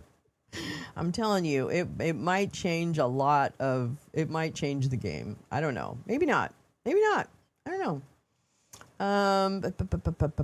They consider, okay, Mr. White, the analyst, endorsed the plans without networks, saying giving people the power to find the best deal would ultimately drive down overall healthcare prices. It's not pro-consumer. Mr. White, you're a terrible person. What's more, the plans without networks would most likely be much less expensive. The companies offering them would not need to negotiate with providers or incur high administrative costs in determining whether to pay for a claim. Ellen Montz, a former Obamacare regulator who is now a managing director for the consulting firm Manat Health, cautioned that regulators would need to ensure people could actually have access to medical care under plans without an established network. Someone with a costly medical condition would have to find providers to accept the prices established by an insurer. It's an important consumer protection, she said.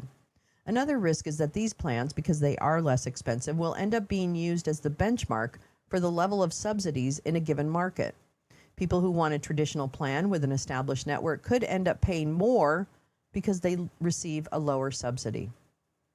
Sidecar Health, a California-based insurer, appears to be the only company that offers Obamacare plans with no network. Dr. Marty McCary, the commissioner of the FDA, is a former advisor to the company. Wow. Our whole premise is to get people to treat healthcare dollars as their own. Oh, said Patrick Quigley, Sidecar's chief executive, because we're not going to lower our prices. We just look forward to getting the money from you, patient. He would not disclose the size of Sidecar's customer base. If patients cannot find the doctor who will accept the insurer's rate, they risk paying high medical bills. It is not going to work as insurance. It's not going to work as insurance as most people understand it and what most people are looking for, said Katie Keith, a health policy and law expert at Georgetown University, who has written extensively about the proposed rules, which I would like to pull up.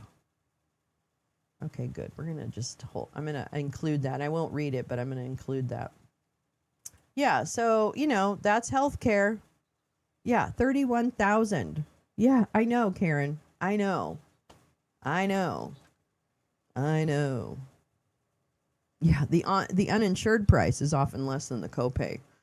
Yeah, so I mean, I don't know what to say, but this is part of that triad of bad news yesterday about how Dr. Oz, RFK, and Marty McCary and Bhattacharya are basically trying to tank any semblance. Obamacare, for all its faults, has been working.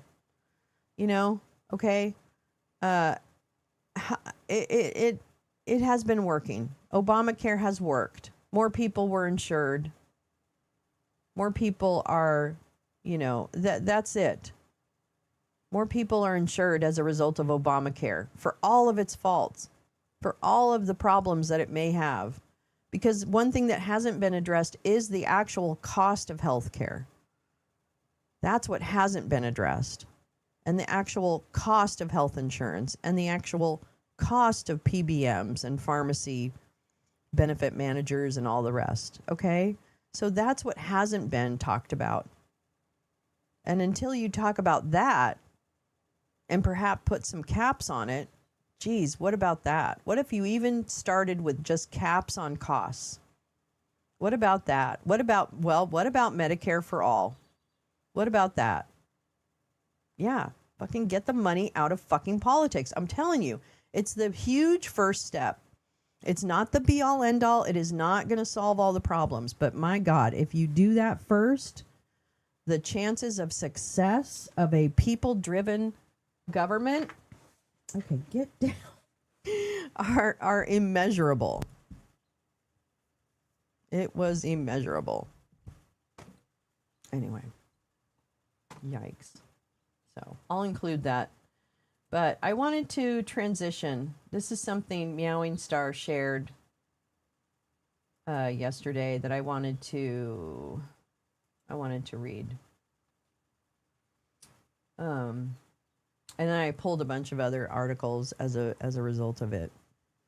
People were already foregoing ordered tests, scans, treatments because they're deductible. I mean, I haven't gotten my arthritis medicine because I don't have enough money for the whatever.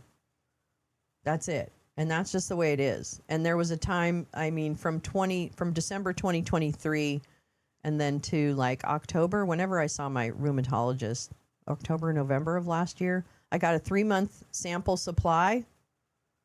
And I have to figure out now how to get the rest of it, which I will. I'm not saying that as kind of any call to action. I'm not. I'm going to figure it out. But I'm just saying that that's a very real thing that's happening. Like, people are foregoing medicine because you can't afford it. That is literally what's happening. So that's real. Okay, but also what is very real is that this country is fully immersed in a fascist state. So I know the autocorrect is terrible. I'm sorry. And this is from the Investigative Post, which actually looks like a wonderful source of information. So I put it on my little source list for myself. So thank you for that as well. Blind refugee abandoned by Border Patrol is dead. Nurul Amin Shah Alam, a Rohingya refugee from Burma, was nearly blind and spoke no English. He was dropped off by agents in Buffalo on the other side of town from his home. His family was not notified of his release. Police are investigating. Nurul Amin Shah Alam, a nearly blind refugee from Burma whom Border Patrol agents dropped off at a donut shop on Thursday and left to find his way home 5 miles away, has been found dead. City Hall spokesperson Ian Ott said Shah Alam, 56, was found by B District officers after they responded to a call for a dead body on the first block of Perry Street shortly after 8:30 p.m. on Tuesday. Mr. Shah Alam was identified by the Erie County Medical Examiner earlier today, and his family was subsequently notified, Ott said in a statement. Homicide detectives Ott are investigating the circumstances and time frame of events leading up to his death following his release from custody. Yeah, Nuremberg 2.0 right now. Ott said the cause of death was determined by the medical examiner to be health-related in nature, ruling out death by exposure and homicide. I'm devastated and I'm very frustrated, said Imran Fazel, an advocate for Rohingya refugees who knows the family. We never thought anyone would experience anything like this since coming to the United States. It doesn't make me feel safe in a country like this. Shah Alam, a Rohingya refugee, had been missing since February 19th. He was released that afternoon from custody at the Erie County Holding Center after posting bail in response to an immigration detainer that had been placed on him. In response to an immigration detainer that had been placed on him, the Erie County Sheriff's Office contacted U.S. Border Patrol prior to his release, according to spokesperson Christopher Horvitz. Benjamin Macaluso, a legal aid bureau attorney representing Shah Alam, said Border Patrol agents picked him up at the holding center at 4:39 p.m. on Thursday. Shah Alam was released on bail, Macaluso said, after he had agreed in a plea deal with Erie County District Attorney's Office. Shah Alam's guilty plea of charges to trespassing and possessions of a weapon, a curtain rod he used as a walking stick, allowed him to clear the detainer and avoid detention by ICE or another immigration agency, Macaluso said. After taking custody of Shah Alam, Border Patrol agents dropped him off at a Tim Hortons on Niagara Street in the Black Rock neighborhood. Macaluso said. Shortly after 8 p.m., Shah Alam and his family live in the Broadway Fillmore neighborhood on the east side, according to Fazal. These sentences are not helping me at all. A spokesperson for Border Patrol in a statement Wednesday evening said after agents determined Shah Alam was not supposed to be in their custody, they offered him a courtesy ride, which he chose to accept to a coffee shop. That Tim Hortons, the spokesperson said, was determined to be a warm, safe location near his last known address, rather than be released directly from the Border Patrol station. Well, then it wasn't what he said. He didn't say that. He didn't tell you that was his address. Why didn't you know his address?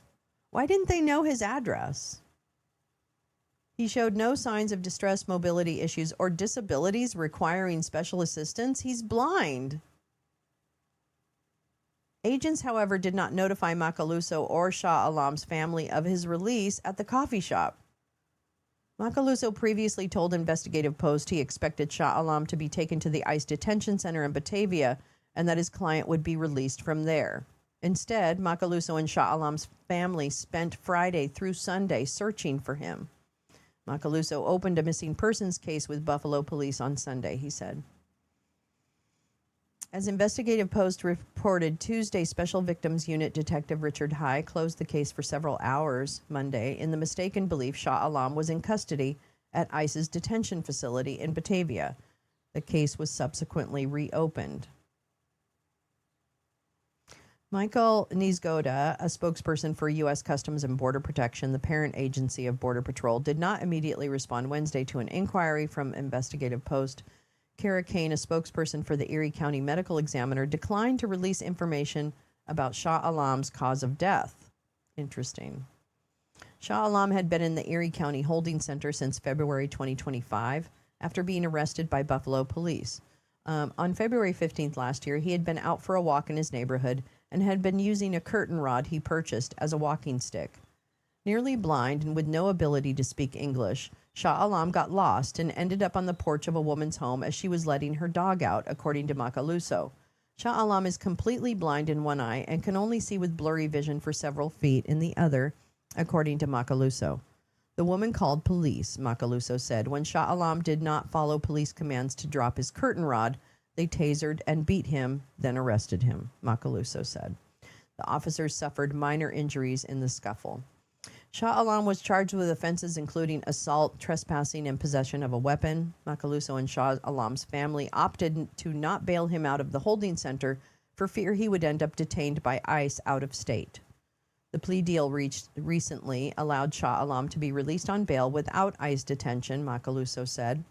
Shah Alam's death comes just 15 months after his arrival in Buffalo in December 2024. He is survived by his wife and 2 sons. Which made me think about the other deaths in ICE. But this also was shared by Meowing Star, I believe, Haven Watch. Forgive me if I always get those wrong. I'm just terrible. But this I thought was this is a very hopeful, a much more hopeful story and a model for what other communities should do. Oh my God, why does this do this? Okay, I'll just do that. Cops were afraid of a curtain rod and just all of that. MS Now is covering it. Oh, good. I'm glad. No, I'm just so glad. I'm so glad. I don't know. Yeah, even knowing what they might do, seeing it in real time is really hard. And I hope we're never not shocked by that. Like, we have to be shocked by that. It's just, we have to be shocked. Because he didn't deserve to die like that. And no one deserves that treatment. He didn't even deserve the treatment that he got. And the fact that ICE didn't call his lawyer or anyone is just like, It is so obvious what is happening. It just happens all the time. If it is not the exception, it is the rule. And they're leaving people all over when they release them, and they're doing it on purpose. Now, this, I think, is an amazing idea, and I wonder, and I'm sure it is, but I'd love to see how much it's happening across the country. And this is called Haven Watch, a new organization called, and this is from Minnesota Public Radio, the article. A new organization called Haven Watch started 2 weeks ago in Minneapolis. The goal is to help people who were detained at the Bishop Henry Whipple Federal Building upon release.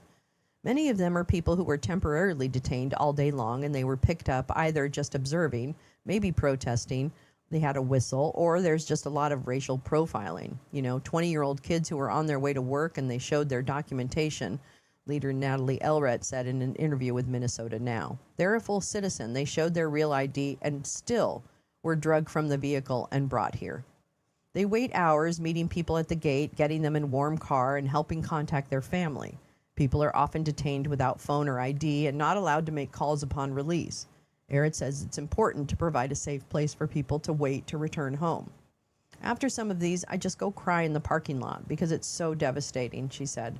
Even with the emotional toll, Elrett says, she doesn't plan to stop anytime soon, and more volunteers are lining up. I think this is beautiful. I think we're entering the age of mutual aid. I really do. I think we're entering our mutual aid era. It really is, Meowing. It's a model for the community. And we should be, and actually it's a model for all. First of all, we need to abolish prisons. Sorry, that's what we need to do. We need to figure it out. And if we don't, then we need to have responses like this, where people who are coming out of jail or prison have like a place to land to get to the next step. Like that, I think, and just having this community-based people volunteering, all that kind, like that, I think is fucking beautiful. So yeah, that's definitely a model. I hope it's happening in many places. What is this? Oh, this was a... Oh, you know what? I didn't get the context for that, so I need to do that later. Yeah. Oh, here we go. These are the other things that I had pulled. This was from January 15th, because what it made me think about is that we haven't talked recently about the deaths in ICE custody. And I wanted to kind of look back a little bit at some of the stories that had been shared in the news about the deaths. This one from January 15th, medical examiner likely to classify death of ICE detainee as homicide, recorded call says. A fellow detainee says he witnessed Geraldo Lunas Campos being choked to death by guards at an ICE detention center in Texas on January 3rd. Is this Dilley? Oh no, this is Camp East, Montana. That's what this detention center is. When U.S. Immigration and Customs Enforcement announced the January 3rd death of detainee Geraldo Lunas Campos at a Texas detention camp, the agency said staff observed him in distress, and it gave no cause of death. An employee of El Paso's County Office of the Medical Examiner told Lunas Campos' daughter this week that, subject to results of a toxicology report, the office is likely to classify the death as a homicide, according to a recording of the conversation. In the recording, which the daughter shared with the Washington Post, the employee said a doctor there, quote, is listing the preliminary cause of death as asphyxia due to neck and chest compression, which means Lunas Campos did not get enough oxygen because of pressure on his neck and chest. Pending the results of a toxicology report, the staffer said on the recording, our doctor is believing that we're going to be listing the manner of death as a homicide. A 55-year-old Cuban immigrant, Lunas Campos, died following a struggle with detention staff, according to an eyewitness account and an internal ICE document reviewed by the Post. A representative from the medical examiner declined to comment on the recording or share any findings about the man's death with the Post, saying that information can only be shared with family members.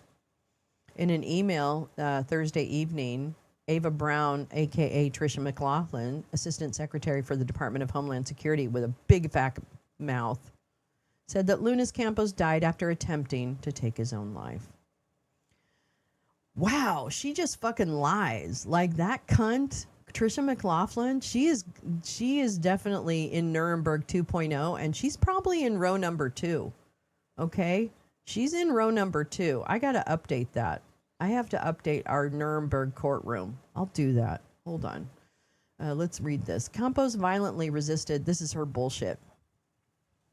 Campos violently resisted the security staff and continued to attempt to take his own life, McLaughlin said. During the ensuing struggle, Campos stopped breathing and lost consciousness. Medical staff were immediately called and responded. After repeated attempts to resuscitate him, EMTs declared him deceased on the scene. McLaughlin declined to provide additional documentation, calling the matter an active investigation. Do you notice how they do that? They use active investigation because for shit they don't want to talk about. But they're all being investigated. Isn't that funny? A homicide ruling from the medical examiner would almost certainly draw attention to Camp East Montana, a colossal makeshift tent encampment on the Mexican border where migrants have reported substandard conditions and physical abuse.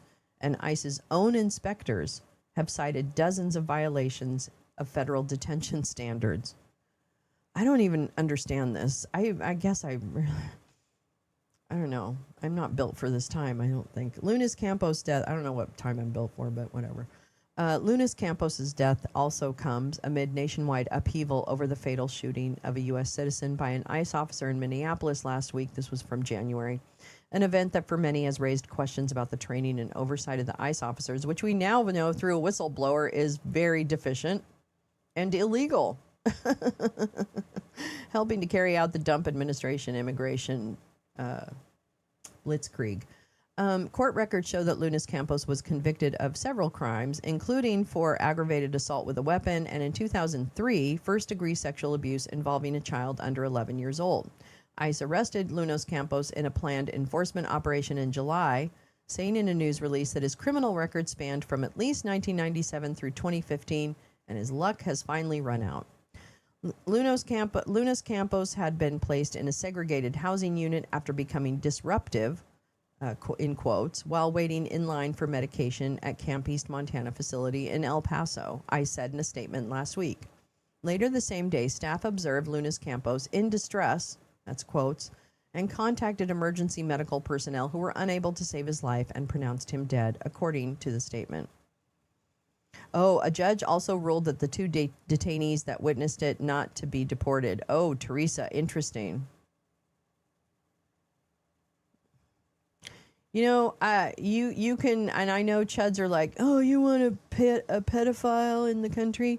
No, I don't want a pedophile in the country, but I would like everyone to have due process and not be killed. Okay? Murder is murder. It doesn't matter who you murdered. Sorry. That's just the way it is. ICE's statement did not contain any detail about the cause of death. An internal ICE log reviewed by the Post documented a series of events about Lunas Campos' case, noting his death, an attempt to contact his family, the notification of the Cuban consulate, and the transportation of his body by the medical examiner. The last event logged, 6 days after his death, references an, quote, immediate use of force incident, but provides no date of that incident or any details. In an interview with the Post, Santo Jesus Flores, a man who says he was detained in the segregation unit the day Lunas Campos died, said he saw at least 5 guards struggling with Lunas Campos after he refused to enter the segregation unit, complaining that he didn't have his medications. Flores said he saw guards choking Lunas Campos and heard Lunas Campos repeatedly saying, "No puedo respirar," Spanish for, "I can't breathe." Medical staff tried to resuscitate him for an hour, after which they took his body away, Flores said. He said, I cannot breathe. After that, we don't hear his voice anymore, and that's it, said Flores, who had contacted a family member of Lunas Campos, who in turn put him in touch with a Post reporter. The Post confirmed Flores was in Camp East Montana through ICE's detainee locator. Deaths in ICE detention centers have occurred with increasing frequency in recent months as Dump's immigration crackdown floods these facilities with record numbers of detainees. At least 30 people died in detention last year, the highest in 2 decades. And Lunas Campos is one of 4 who died in the first 9 days of 2026 alone, according to ICE, which posts information about all detainee deaths on its website. And this is their chart. Among more than 280 documented deaths in ICE detention since 2004, there have been only a handful of confirmed instances of detainees killed by someone else, according to Andrew Free, a researcher and lawyer who has represented families of immigrants who died in detention. Last year, 2 detainees were killed by a gunman who fired on an ICE field office in Dallas in an attack officials said was politically motivated. And in 2013, an immigrant detained in Puerto Rico died after being stabbed by other detainees multiple times. And we watched Death at the Border, which is an HBO documentary about a death in San Diego, which was also a homicide, but they all got away with it. So there's many instances of people who have been murdered by kind of border whatever agents in ICE capacity or otherwise. Jeanette Pagan Lopez, the mother of 2 of Lunas Campos' children, said she has been contacted by agents from the FBI who told her they are conducting an investigation into the death. A spokesperson for the FBI declined to comment. I know it's a homicide, Lopez said. The people that physically harmed him should be held accountable. A medical examiner's finding of homicide means that someone's death was caused at least in part by the actions of another person and does not necessarily imply any intention to kill, said Leanne Grossberg, an independent forensic pathologist based in North Carolina. Lunas Campos' death raises new questions about ICE's reliance on private detention contractors, which the government entrusts to manage security, food, transportation, and medical care for the vast majority of immigrant detainees. Those companies have taken on a larger role during Dump's second term, winning contracts worth tens of millions of dollars to reopen former private prisons and build makeshift tent encampments to accommodate the surge in detainees. And as we read last week, real estate agents are making bank on selling warehouses that have been empty to ICE for new detention facilities. Federal standards for immigrant detention say that force may only be used against detainees, quote, after all reasonable efforts to resolve a situation have failed. In most cases, the use of force should be calculated, where staff members take time to assess possible ways to resolve the situation. I would have gotten him his medicine. I think that's probably that would have been the answer. Yeah, prisons need to be abolished. Let's figure it out. An immediate use of force is permitted only when a detainee's behavior constitutes a serious and immediate threat. Representatives from Acquisition Logistics, the Virginia contractor that oversees Camp East Montana, and Acoma Global Services, a company that employs guards there, did not respond to requests for comment. Lunas Campos was paroled into the United States in Miami in 1996, according to ICE. An immigration judge ordered his removal in 2005, but the government said it could not obtain travel documents for him. For years, he lived in Rochester, New York, where he had 3 children and 1 grandchild, said Lopez, who separated from Lunas Campos when their kids were young, but stayed in close contact with him. She said he worked periodically delivering furniture and as a roofer, but it was hard for him to find work because of his immigration status and criminal record. Lunas Campos is the second person to die while in custody at Camp East Montana, which now ranks as the largest ICE detention facility, according to internal ICE records, with more than 3,800 detainees. In interviews with the American Civil Liberties Union and other nonprofit groups in November, several immigrants detained at Camp East Montana claimed they were beaten by guards for complaining, demanding medical treatment, refusing to eat, or for resisting deportation. Quote, there is always the risk of retaliation here for trying to ask for our rights to be respected, one of the detainees, a 35-year-old Cuban man, said in a sworn declaration to the groups. He provided his name in the declaration, and the ACLU shared the information with the Post last month on the condition that his name not be published for fear of retaliation. People at Camp East Montana placed about 90 emergency calls between August 17th and December 1st, or about 5 per week, according to 911 call logs the El Paso Times obtained through public records request. The callers reported a variety of emergency medical problems, including chest pain, seizures, and breathing problems, the newspaper reported. At least 5 calls stemmed from suicide attempts. Another detainee of Camp East Montana, Francisco Gaspar Andres, Died on December 3rd as a result of liver and kidney failure, according to an ICE statement on his death. The 48-year-old Guatemalan man exhibited a range of medical problems after being transferred to the facility in September, including high blood pressure, jaundice, and a severe sinus infection. From the moment they were notified of his health crisis, ICE medical staff ensured he had constant, high-quality care, ICE said in the release about his death. Oh, my God. Yeah, so that's a lot. Let me see. Oh, yeah, so we have... I'll include that one as well, but it's pretty much the same story that we just read. What is this? Oh, yeah, this is the El Paso Times. Exclusive 911 calls from migrant detention center highlight dire conditions.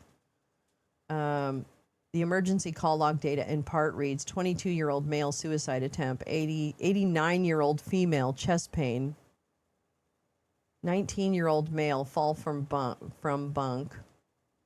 I'll include that as well. It just details the 911 calls that came out.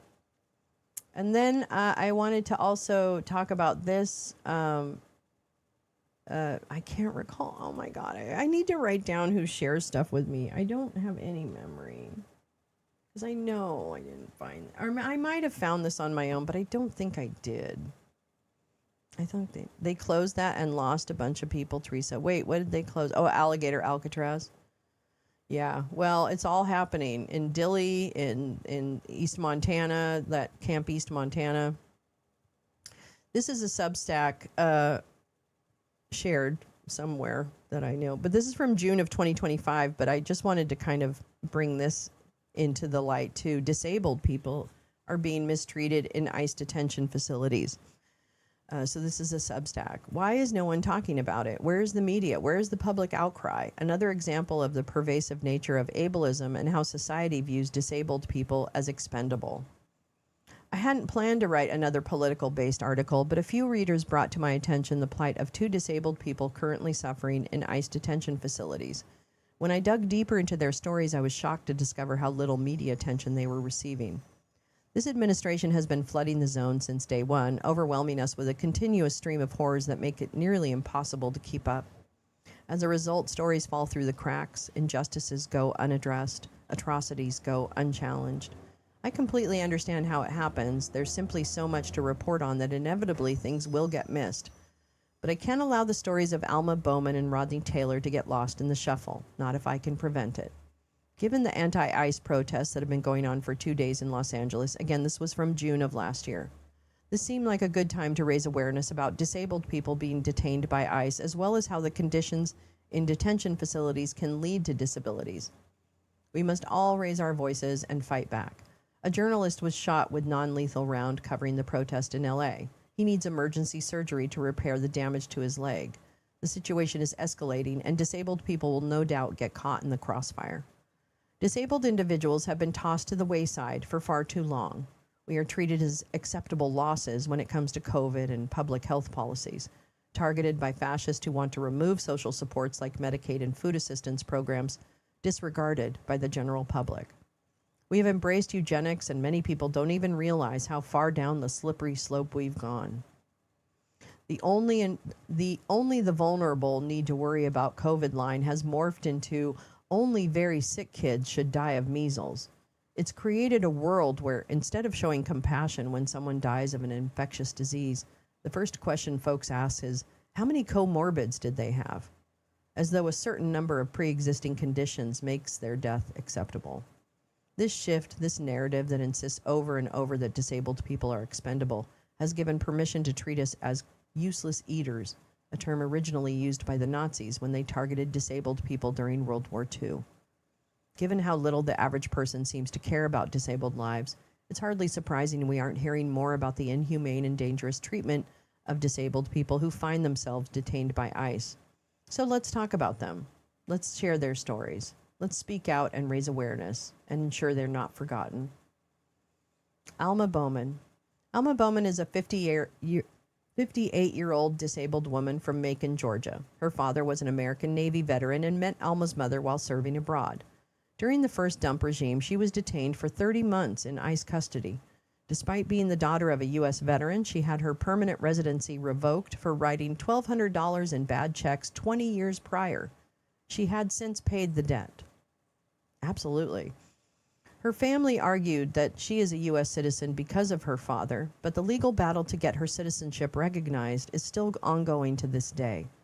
When the COVID pandemic hit, she was released from ICE custody due to overcrowding, and she ended up being a whistleblower who worked with the government to expose atrocities committed against people within the detention facilities. Quote, she became a key witness and survivor to non-consensual procedures being committed by a doctor, including non-consensual gynecological procedures against women in the Irwin County Detention Center in Georgia, which was investigated and condemned by the U.S. Senate and which has since closed. Alma spent nearly 3 years of her life being detained without due process, separated from her family, abused at the hands of detention center employees, and denied basic human decency. Yet when she was released, she became an advocate. She used her real name. She stood up for injustice. She fought to protect others. Whistleblowers like Alma should be protected, but as we know, the current regime targets anyone they see as a political threat or rival. ICE has taken Alma again.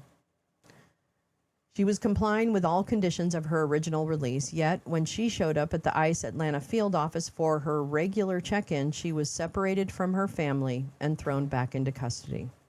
She's been held at the Stewart Detention Center ever since. I'm going to keep saying her name until she gets the attention she deserves. She needs to be released. Let's see if we can get any updates.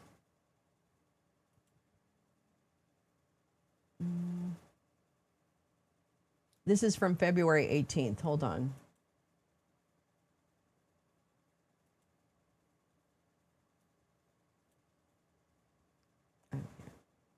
After 8 months of advocacy, community support, and protest, Alma Bowman is free from ICE detention. This is truly a people's victory. She was able to return just in time for the holiday season to her family and loved ones.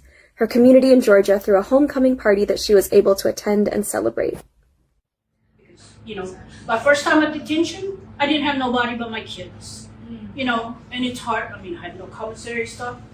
The support, the love that you guys gave me, I wish we could give that support and love to everyone that's there in the facility. Amen. And I mean, it really helps to let people know that, hey, there's people outside that cares.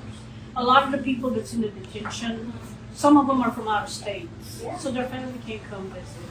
I would like to start, you know, visiting some of these people. I mean, they call me. I have people from Mexico getting in touch with me because they see me from, you know, Facebook and things like that. At the facility, they're like big family to me. They call me mama. No matter how old they are, I'm a mama. Well, it was so nice to get letters, you know, and the kids didn't come and visit, but we do have people that came and visited. And I mean, it's nice, but you know, I want to keep the spirits up of the people that stay. And you know, a lot of times they don't take care of their own people. That's the problem. And I think part of the reason that they want to get rid of me is because I'm gonna fight. Right. I'm gonna keep fighting, and I'm gonna have a tattoo that says "Unbroken" right here. Because no matter what they gonna do to me or my children, I'm still gonna be unbroken. While we celebrate Alma's freedom and ability to be outside of detention, we cannot let our guard down. There are still so many unanswered questions regarding Alma's future and her ability to stay here in the U.S. with her family. She does not deserve to suffer any longer. She deserves the right to adequate medical care, to live peacefully with her family, and to have access to livelihood. Our demands are for the U.S. to recognize Alma's credible claim to citizenship, to ensure that she will not be deported to a third country, and for her ankle monitor and all other forms of surveillance be removed from her person. Join the Justice for Alma Bowman campaign team to learn how you can plug into Alma's campaign. Wonderful. I will share that as well with the website, or this is the Facebook page. I'll share that, and then it looks like there's a Gmail there as well. So that's a good update, but it's so correct that is not this is so not over. even when people are released, it's not over. It's really, I mean, the surveillance state is really incredible, and it may not have hit you yet, or at least you don't know that it's hit you, but it's coming.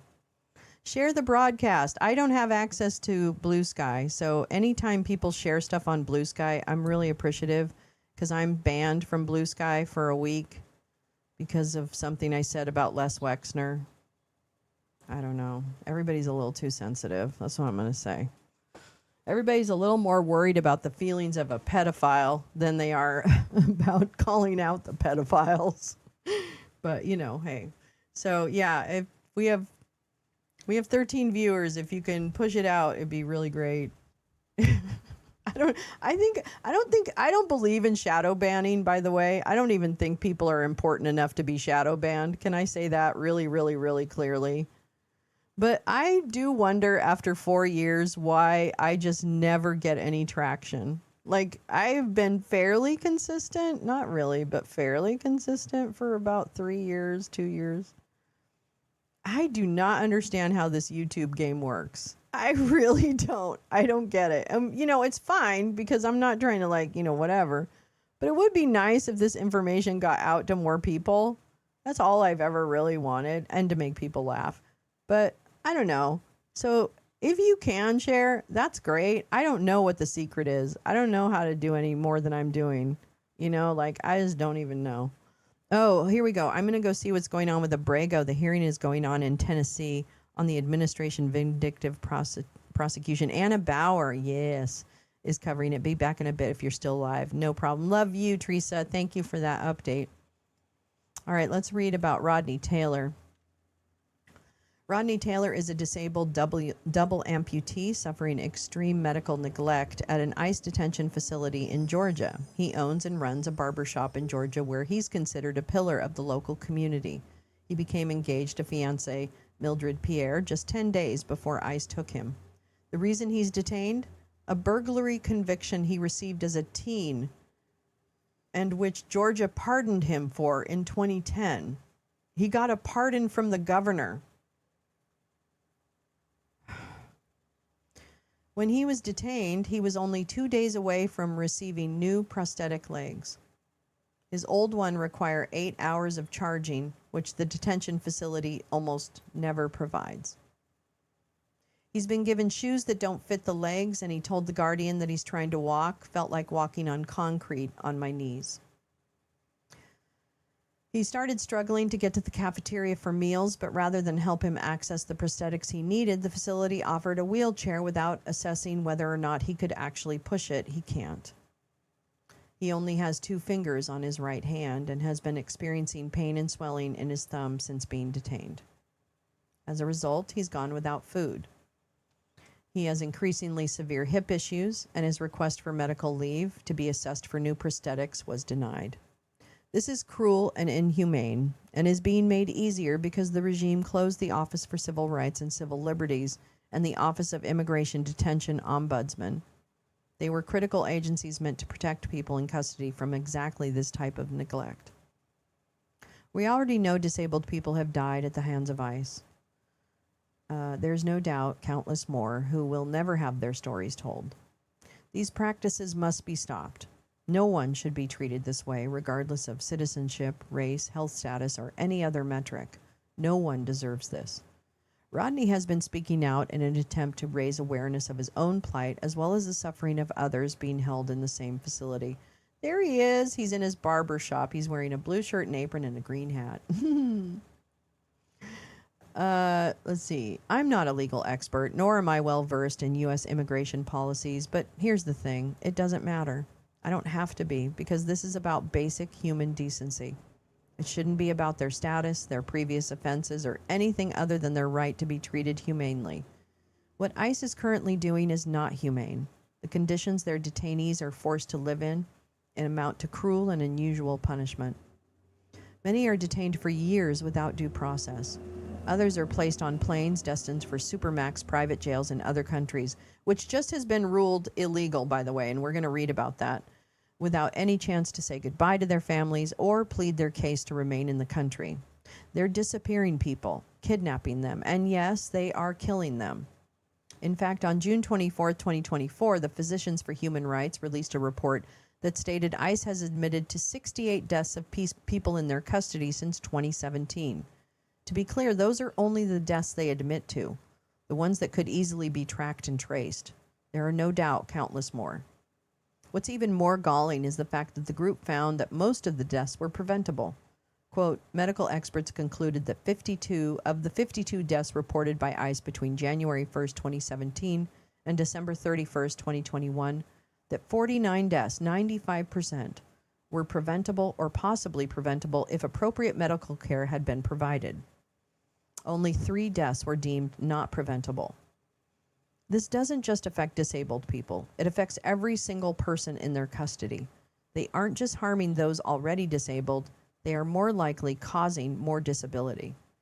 The lack of proper medical care combined with unwillingness to mitigate COVID risk or other airborne infections will result in people becoming disabled within the facilities. In short, they're torturing people, and they're getting away with it. Why? Because many Americans have been incorrectly told that all their problems can be blamed on the migrants. They're also told that disabled people are stealing their taxes, a drain on the system and not worthy of protection. When you combine those two narratives together, it's painfully easy to see why disabled people face a heightened risk of abuse at the hands of ICE. What can we do? I know it's easy to feel hopeless right now, to despair over the state of the world and how difficult it can be to bring about meaningful change. But we can bring about change. We can choose to be inspired by people like Alma and Rodney, people who spoke up at great personal risk and cost, people who refused to sit silently by while injustice was happening around them. We too can refuse to be silent. We can raise our voices in whatever way we can. We can protest, we can boycott, we can relentlessly call elected officials and tell them that we categorically oppose the way immigrants are being treated. If you're disabled yourself and unable to protest or boycott, don't feel like your voice doesn't matter. There are still contributions to be made. Share this article on social media. Say Alma and Rodney's names. Amplify the voices of independent journalists who are working hard to cover the atrocities being committed by ICE and the Trump regime. Speak out. You can also form neighborhood ICE Watch groups to try and protect your community. There's an excellent article in Teen Vogue about how and why these grassroots efforts are invaluable for protecting immigrants. No matter what, remember that the majority of Americans don't support these heinous policies. The world is watching in horror and standing in solidarity with everyone who tries to fight back. We are not a small group, and our voices will be heard. If we use them in unison, we can agree that no one is expendable and everyone deserves basic decency, compassion, and care. We can turn the tides. Keep telling Alma and Rodney's stories. Shout their names till they're released. When MAGA inevitably tries to make it about their crimes or their status, push back. They want people to be scared to speak up. They want to make sure that everyone knows that if you're an immigrant, you're not safe. No one will stand for you. So let's stand up. I'm going to keep standing up until Alma and Rodney are released, until ICE stops this reign of terror. And I'm asking my readers who are safe to do so to stand with me.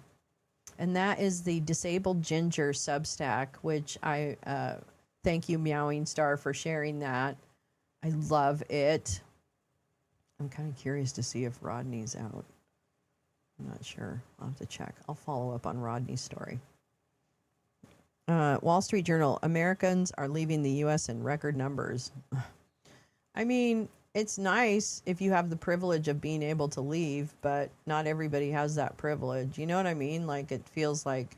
I was talking to Bobo about that the other day, and she's like... And we were both like, you know, it's kind of like pretty privileged to say, I'm going to pick up and leave. You know what I mean? Not that, you know, everyone has to be a hero, Billy, but I don't know. It kind of felt right that we stay and fight. You know, they'll have to go through us, you know, kind of thing. Like, I just think it's the way it is. I also will quote this Wikipedia page, which seems to be tracking. There's also other trackers about ICE deaths, but this is another source. Let's see. Let me see this. What am I doing? Oh, this is the Silicon Valley Bank. Okay. Because I wanted to read about that too. Hold on. Oh, yeah, he's... I guess JP Morgan debanked some of their accounts. I don't know. Oh, the World Economic Forum chief resigned over Epstein ties. Borge Brende, former foreign minister of Norway. I'm going to be honest with you. The Norwegians are really in Epstein trouble. What the hell? What's wrong, Norway? What happened? What happened, Norway? Let me see. I thought I had one more, like, really big story. Oh, this is what I wanted to... I want to find out what the fuck. What the fuck? I had not heard about this one. I had not heard about this. This is very disturbing. This whole... I don't understand the stablecoin thing because to me it seems like a money market, kind of, with no interest. I don't even know. I don't get it. How does a stable coin work and why does it make sense? Why don't you just use $1? Like, I don't even get it. You know what I mean? Like, this isn't... I need to learn more about it, clearly. All right. Well, we're gonna end today with a bit of corruption. In one sense, it's... Well, yeah, no, the cost of living is cheaper in other areas. And I don't begrudge anybody. Like, I've thought about living somewhere else, even, you know, regardless of the political climate. Who can flee is organizing overseas, whether it's to get people who can't flee, yes, prevent the rise of fascism overseas, exactly. Yeah, I just think it's, you know, in Albania, you can easily survive on $1,000 a month. I mean, hey, listen, I don't make a lot of anything, so I would have to make a decision to move somewhere based on economics. But if you're making a move based on political, that's what I'm saying. I'm not talking about the economic expats. I'm talking about the political expats. If you're making a political decision to be expat, oh yeah, Nutlicker, I need to talk about him. Okay, good. Jane, we're not going to go away soon because I want to talk about Nutlicker. I want to find some shit on him. Okay, this one I really need to understand a little bit better. And this is from Politico. Trump-linked crypto company applies for federal... Look at it, it's Tweedledum and Tweedledummer. World Liberty Financial is seeking regulatory approval to issue and manage USD1, the stable coin. The U.S., it's dollar-backed stable. Why is it it's dollar-backed? I'm so confused. Why are they... Okay. World Liberty Financial, the crypto firm affiliated with President Donald Trump's family, announced Wednesday, this was in January of this year, that it has applied for a banking charter with the Office of the Comptroller of the Currency. You know, that idiot we just saw? That little Nazi guy we just saw talking? Yeah, he's from the OCC. According to the company, they intend to use a national trust charter to issue USD1, the company's dollar-backed stablecoin, and to allow customers to more readily use and convert the cryptocurrency. The application marks a further evolution of the World Liberty financial ecosystem, said Zach Witkoff. The proposed president... Oh, I want to talk about Kansas, too. That's what I want to talk about. I want to talk about Kansas. I want to pull that story. Thank you for reminding me. Thank you. Zach Witkoff, the proposed president and chair of World Liberty Trust Company. That's right, the entity that applied for the banking charter. Witkoff is the son of Trump's special envoy to the Middle East, Steve Witkoff. All three of the president's sons, oh, Barron too, okay, are listed on World Liberty Financial's website as co-founders, and Dump is listed as co-founder emeritus. The OCC did not immediately respond. Well, they just did, and they said everything's fine. What are you guys worried about? At the end of last year, the OCC conditionally granted a number of crypto companies national trust charters, a form of a banking charter that put the companies under some federal regulations and allows them to manage digital assets and other financial instruments without having to seek state-by-state approval. It was widely seen as a landmark move by the bank regulator and a huge win for digital asset sector, and was broadly panned by traditional banks. World Liberty Financial joins a growing queue of digital asset companies hoping to get their regulatory approval and eventually gain access to skinny master accounts. We just heard about this. Imagine the Trumps with access to what I'm going to read to you. And eventually gain access to skinny master accounts at the Federal Reserve, which would grant them limited use of the Fed's crucial payment system. Last month, the Federal Reserve asked for feedback on the prospect of creating such accounts, broadly seen as a step towards embracing digital assets. Traditional banks have raised concerns that granting access to the crypto companies could endanger financial stability. What could go wrong? Because crypto really just is full of very honorable people, isn't it? Yes. BitGo, the digital asset company that has served as the custodian of USD1, the stable coin, was among the digital asset companies granted a charter in December. Approval for World Liberty Financial would enable the Trump-backed company to more actively manage its own stable. So the stable coin itself already got a banking charter. It already can be used in the federal payment system. But the dumps want to be the ones doing that. BitGo is proud to have supported USD1's rapid growth to over $3.3 billion in its first year, and looks forward to continuing as a key strategic partner until as World Liberty Trump coin, I don't know what it's called, I can't remember, becomes fully operational and USD1 enters its next stage of growth. BitGo CEO Mike Belshey said in a statement. Yeah, so that's fucked. So that's fucked up. I wanted to look at something, though. I just want to pull it up before I go to Kansas. What was it? What was it? Well, let me do this. Oops. Oh, I didn't want to do that. Right. World Liberty Financial. Yeah. Yeah. Yeah. Yeah. Yeah. Yeah, yeah, yeah. Yeah.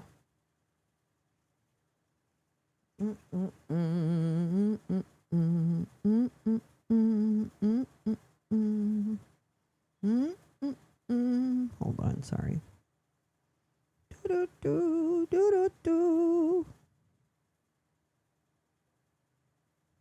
Oh my God, these guys are in such dirty shit. Okay, well, I'll go find that later. But let me find the Kansas story. I thought I had pulled that up. I'm so sorry.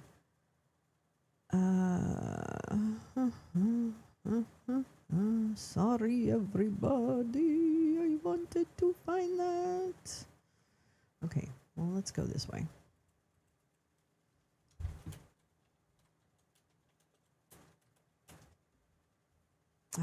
Oh, so maddening. So maddening.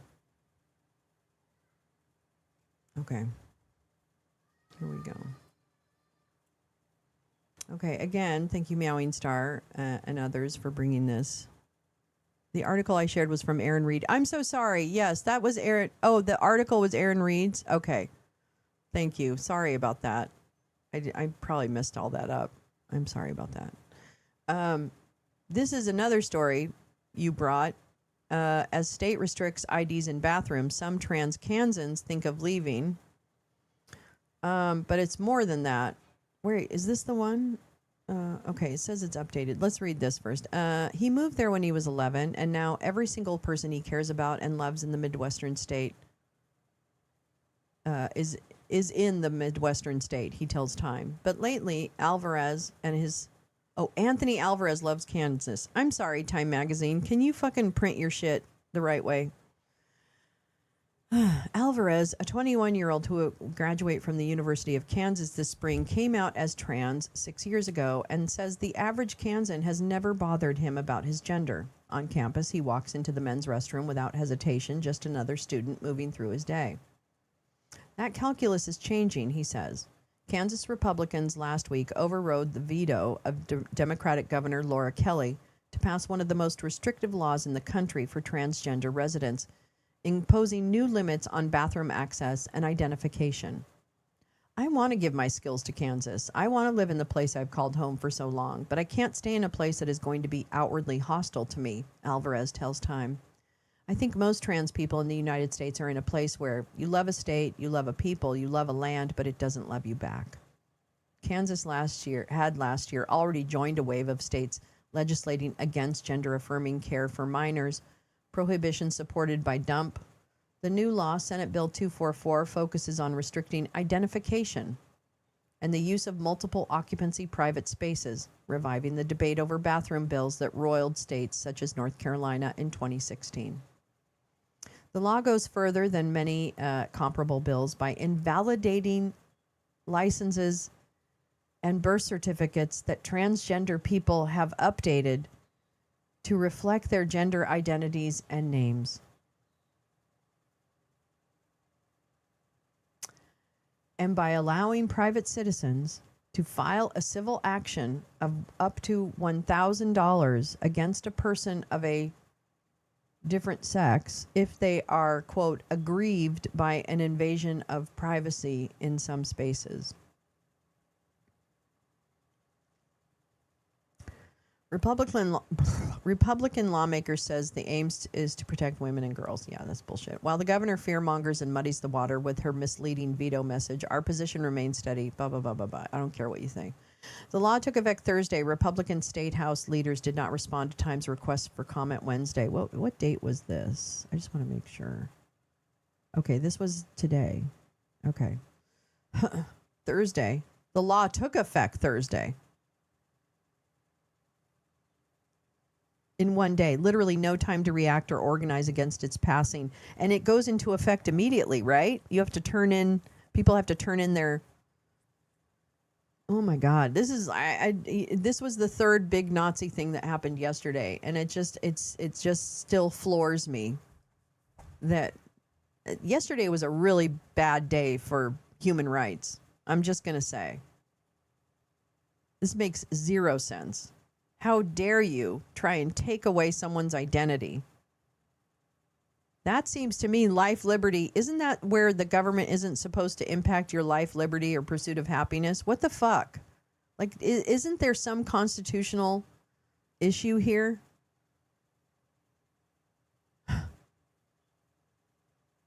Oh boy. Kelly called the legislation poorly drafted. Really? I think it's a Nazi idea. How about that? And experts worry that the bill's broad language and sweeping changes will have unwanted consequences for anyone who uses public restrooms. What? Who gives a shit? I don't really fucking care.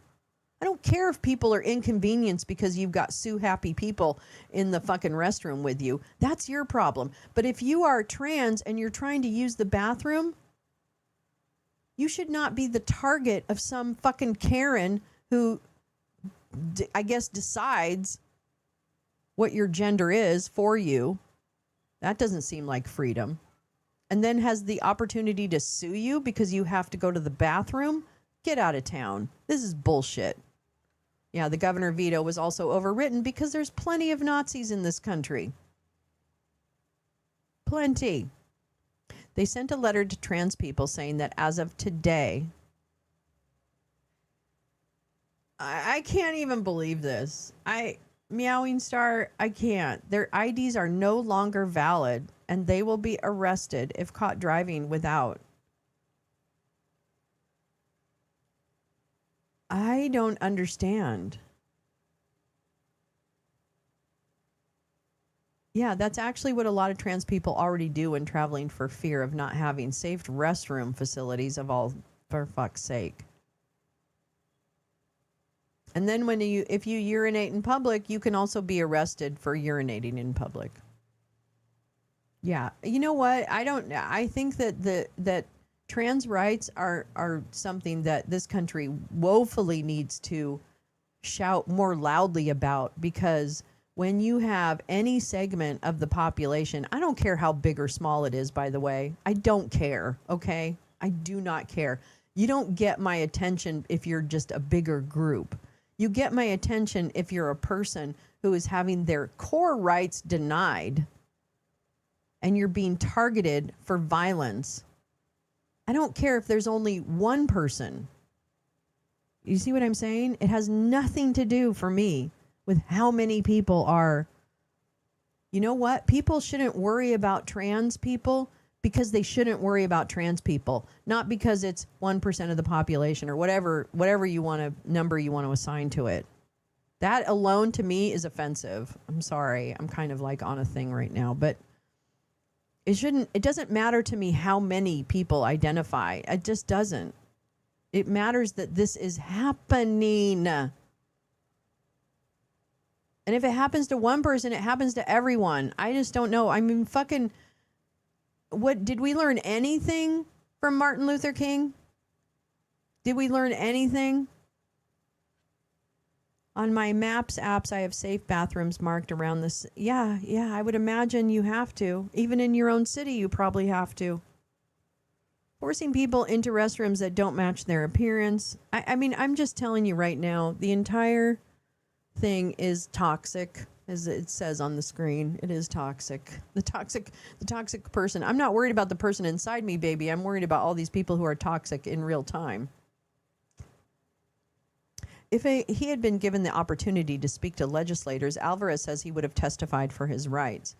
The Kansas legislature has truly gutted the capacity for a regular Kansan to speak out about this bill. They're really moving without the consensus of Kansans. Yeah.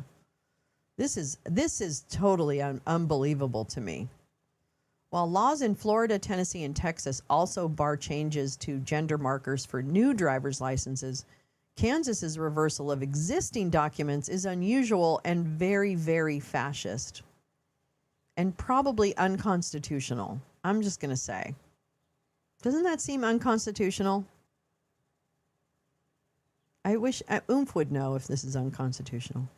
Also, your ID being invalid goes beyond just driving. Exactly. Banking, shopping, buying weed, like, this is not right. This is not right. You can't just fucking erase somebody's identity and give them no chance. I'm sure there is an effort to sue the state of Kansas for this.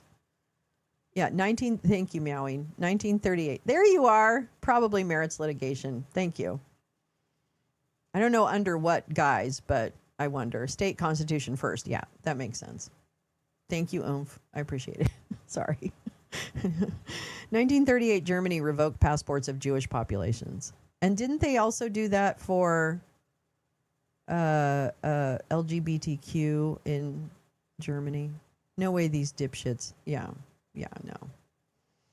no. Okay, while laws in Florida, okay, this is where my mind is exploding, and yours should too. Oh, the ACLU, I would imagine. Yeah, they've just had little time to react. Exactly. No, it's bad. It's really bad. And it's on purpose. While laws in Florida, Tennessee, and Texas... Oh, wait. I'm sorry. Kansas officials expect to cancel 1,700 driver's licenses and issue new birth certificates for up to 1,800 people. Oh, no problem. No, I'm so sorry. Thank you. Perfect. It was perfect. Thank you. I just wanted your input on that because I didn't know if it was just too broad sweeping to expect that this is constitutional. And so I can imagine, yeah, it makes sense that it would go through the state first and all that. Well, here we go. We're gonna. Alvarez said he has gone through 4 IDs. It's about voting. Jane, it's everything. It's everything. It's buying beer, okay? Alvarez said he has gone through 4 IDs in less than 3 years as he navigated different restrictions to get a new gender marker, change his name, renew his ID after turning 21. Hello. He recounts the shaky relief when he finally received the ID with his preferred gender marker and his new name. His name. I was sweating bullets. I remember the moment the license slipped out of the machine. I just grabbed it and ran out of the DMV, Alvarez said. Aw. The new ID completely changed the ease of moving through life, he says. Ugh. Now he expects to be notified by mail that his ID is invalid, meaning a 5th round of paperwork. It's basically outing yourself to like every single person around you, he says, of having an ID that does not match his gender. It affects so many parts of your life and how the state sees you, how other people see you. Representative data about trans Americans is historically sparse, but a 2024 survey of 192 respondents in Kansas, run by the Trevor Project, found that, like Alvarez, 47% of LGBTQ plus, 47% of LGBTQ plus 13 to 24-year-olds reported they or their family considered leaving because of the state's policies. That figure rose to 56% for trans and non-binary youth. And Tara McKay, director of the LGBTQ plus policy lab at Vanderbilt University, points to the U.S. Transgender Survey. Billed as the largest survey of transgender people in the United States, which in 2022 showed that nearly a quarter of respondents reported being verbally harassed, denied benefits and services, or asked to leave establishments when they provided an ID that didn't match their presentation. God, what we do to each other is just really shocking to me, I guess. For Alvarez and many like him, the rug is being pulled out from under them with these reversals, says McKay. Revoking IDs already issued to folks who socially transitioned, legally transitioned, possibly medically transitioned, creates a whole new set of problems, she says. This is a policy choice that predictably increases harm. Casey of MAP points out that Kansas is a strict voter ID state. In addition to all the implications for daily life for transgender people in Kansas, there's also this broader context of jeopardizing their ability to vote this fall in the midterm elections and beyond. Critics fear bounty hunter bathroom provision. The new law's bathroom provisions not only restrict access, they create a bounty hunter regime, says LGBTQ rights group Lambda Legal, by allowing people to effectively sue transgender people who use the restroom not of their, quote, biological sex. The bill also allows people to be criminally charged with Class B misdemeanor for repeat violations. Jay Moyer, a non-binary Kansas resident, participated in a pee-in at the Kansas State House in Topeka earlier this month to protest the bill. They interpret the bill as a Kansas legislature telling trans people, we're going to make it so unsafe for you that you want to move. Mayor Moyer plans to stay in Kansas, but this law breaks my heart, they say. Folks that are already reporting that they are getting harassed and bullied in restrooms, there's always going to be bullying that comes out of this type of legislation. Casey says the bill's restroom provision is not just invasive and dangerous, but one of the widest sweeping currently in the nation. I know. I know. Yeah, force the states to build trans bathrooms. There you go. I want gender-neutral bathrooms everywhere right now. How about that? I don't give a shit. As long as you don't watch me poop, I'm fine with it. But that's more about my own embarrassment for pooping. Like other state laws, SB 244 governs access to restrooms in government buildings, but Kansas joins 4 other states, according to MAP's tracking, whose laws could be read to reach at least some private settings. Given the ambiguity and the poor writing, this provision could be really broadly interpreted. Isaac Johnson, a trans man who worked for years as a social worker in Kansas, credits the escalating attacks on transgender people there as his reason for moving 2 months ago to New York. He still organizes with the Kansas-based advocacy group Trans Lawrence Coalition. I feel guilty on one hand for leaving Kansas and leaving all my friends behind, but also everyone is fleeing right now. He says, I just want to shake these people and say, look, I'm a person. I just got to go to the bathroom, and you're telling me I can't. I want to pick up on this tracking and include that in the links. Why is it? Oh, oopsie. Okay, there it is.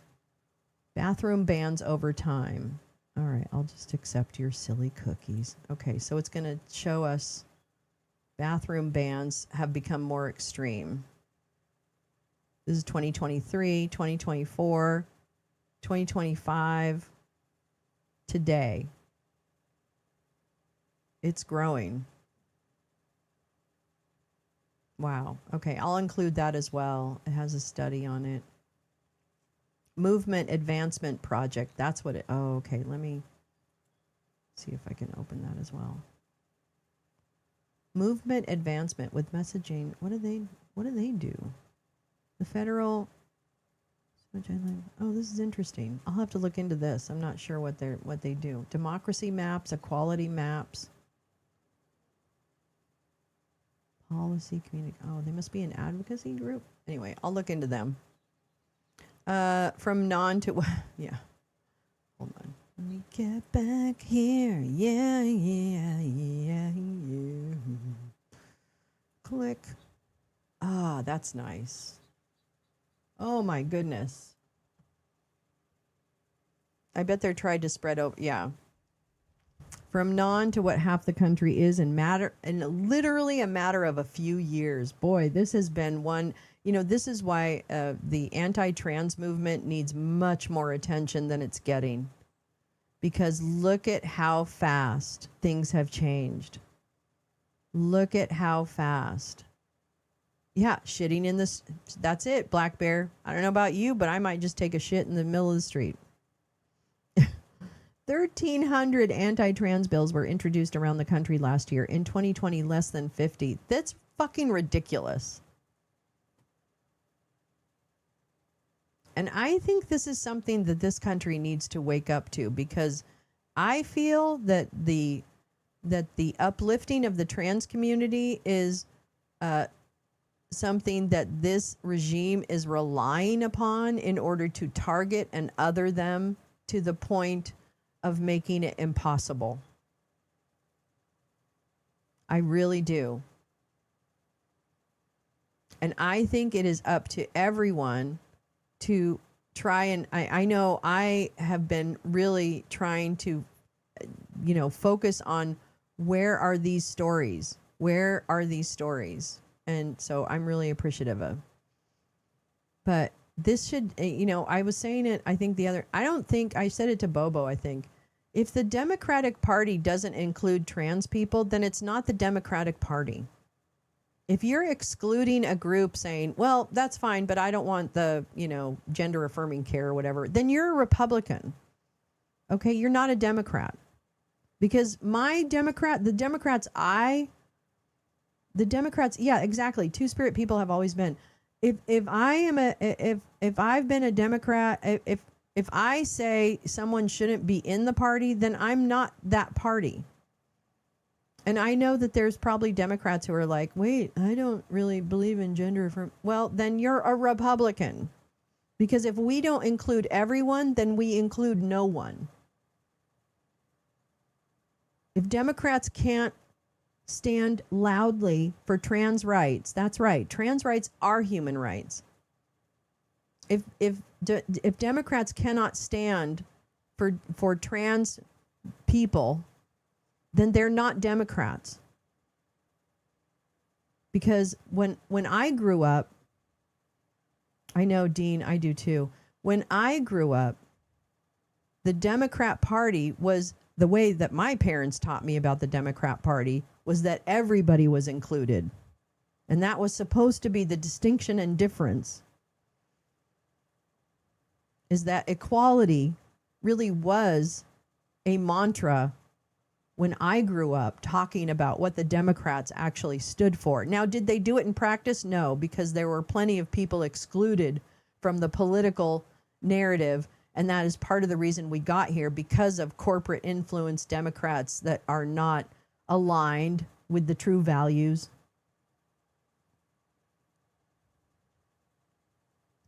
So that is, including people is very democratic. Excluding people or saying, well, maybe, I don't know, maybe, then you're not a Democrat, in my mind. Now, maybe there's definitely corporate Democrats, but those people should be loudly excoriated. Because I think that and it's not protecting the trans community per se. They don't, this is not intended to be a patronizing or other. It is standing with trans people for their full enjoyment of all of the rights. That nothing is different about their lives and their their whatever that thing, you know, when you're not allowed, but when you're, they should basically, everyone should enjoy the same level of rights. And when one group doesn't enjoy the same level of rights, then you don't have equal rights. You don't have equality. I don't know. I'm not saying it very well, but I don't know. I just feel like this is one of those issues that will really distinguish us. You know, there's many issues that will distinguish us, but this to me is one of the core issues. Same with DEI. The fact that we kind of glossed over, and I don't mean everybody, but you know what I mean? It feels to me from a media perspective, we kind of glossed over the absolute shock that we should have had when DEI programs across the country were eliminated, right? That should have been one of the early shocks to the system. Anti-trans rhetoric should have been an early shock to the system. And now we just didn't get to that place where we've really decided that, yeah, we're going to stand up really loudly and say, no, Kansas, you can't fucking take people's identification away. What the fuck is wrong with you? They've done nothing wrong. Yeah, trans people are people. Trans women are women. Trans men are men. This kind of manufactured moral panic, othering sexual minorities in particular, is a classic tactic in fascist playbook. Yeah, absolutely. I mean, they're definitely trying to separate and other and all that. There are emails between Bannon and Epstein gaming out the anti-trans panic. Oh, interesting. To divert attention and also make it easier to exploit us. Oh. Maybe those Dems you talk about will wake up when women lose voting rights, because that's coming. I mean, you know, maybe. It's really sad to me that people have to have that kind of stuff happen in order to really wake up. I think it was Bannon. I want to see that. Epstein, that sounds really interesting. Sharon Brown, here's how I've started framing. Republicans voluntarily give up rights. They neutralize themselves, they neuter themselves, they obey in advance. Oh my gosh, there's just something magical. They've woven a magical spell across these Republicans. That does track. Yes, Max, the fascist government is not original. Everything is a playbook. Yeah. It wasn't that long ago I was expelled from school for wearing native braids. There you go. There you go, Black Bear. Exactly. This is my point. Like, we have to, the bare minimum should be that everyone is allowed to exist and live, right? Like, that should be the minimum. And I thought that's what the pursuit of happiness thing part was. But it is, I'm going to tell you right now, a revolution is coming, and I've never felt it as strongly as I do now. I definitely haven't felt it in the past 60 years. So now I really see that. Oh, I've seen kids, I mean, not in my school, but I've heard stories of kids because of hairstyles. I changed a rule that you could not wear, there was a rule you couldn't wear scarves unless it was religious. I changed that.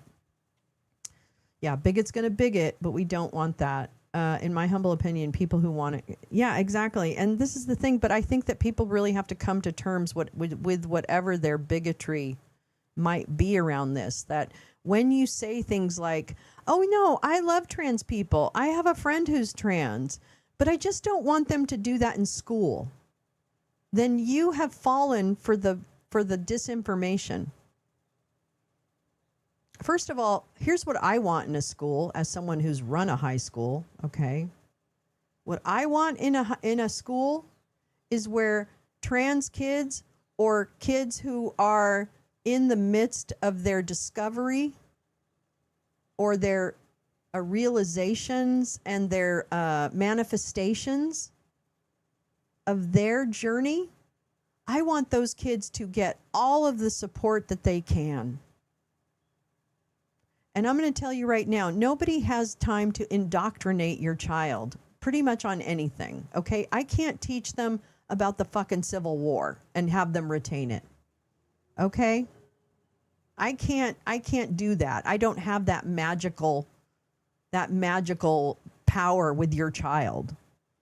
So the last thing I can convince your child of is to change gender or whatever it is that your manufactured hate is, you know.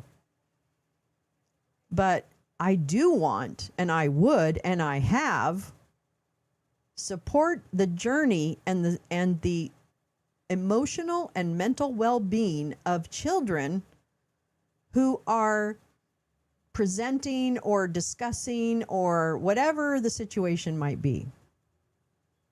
I'm not afraid to talk about it with them. I'm not afraid for them to go through the change. Maybe they're changing in terms of their expression in that moment. You know what I mean? Like, I'm there with you, kiddo. I'm on that ride with you. And you tell me what you need and we'll do it. That's what I want schools to do. I want schools to absolutely stand up for their children. And the decision that children, their parents, their caregivers, their legal guardians, and their doctors make is not my business. It's just not my business. Okay? It's not. So I don't care what families want to do, what children decide they want to. I don't care. Okay? And that's the easiest option I can give you haters. Just fucking ignore it. Because it doesn't have fuck all to do with you, your life, your children, anything. And your school is not trying to convert any of your children. Believe me. We can't teach them algebra. Okay? I don't care. I want you to be healthy, happy, and have access to all of the medical support that you need, just like I want for everybody else. Even the MAGAs who need Viagra. I want you to have your Viagra, okay? I want you to have your oxycodone. I don't care. But I want your fucking life. Wait a minute, what's going on? The whole social contagion theory is a failed hypothesis. These are not behaviors that can be caught or influenced. I mean, yeah, that's true too. I have 2 friends with trans children, and it would break their heart if my heart if I didn't stand up for their children. I mean, really, this is it for the people who are so parental rights. Man, they really want to take away parental rights. How in the world does that work? Hi, Lee. My tired is tired. And I can't get back to my apartment until 5 p.m. Oh, no. And then I just get to open the window. PM Carney has a non-binary child. It's not an issue here. That's great. And that's the way it should be. And you know what? This country is just real fucking dumb. Okay? They're just real fucking dumb. They're just so dumb.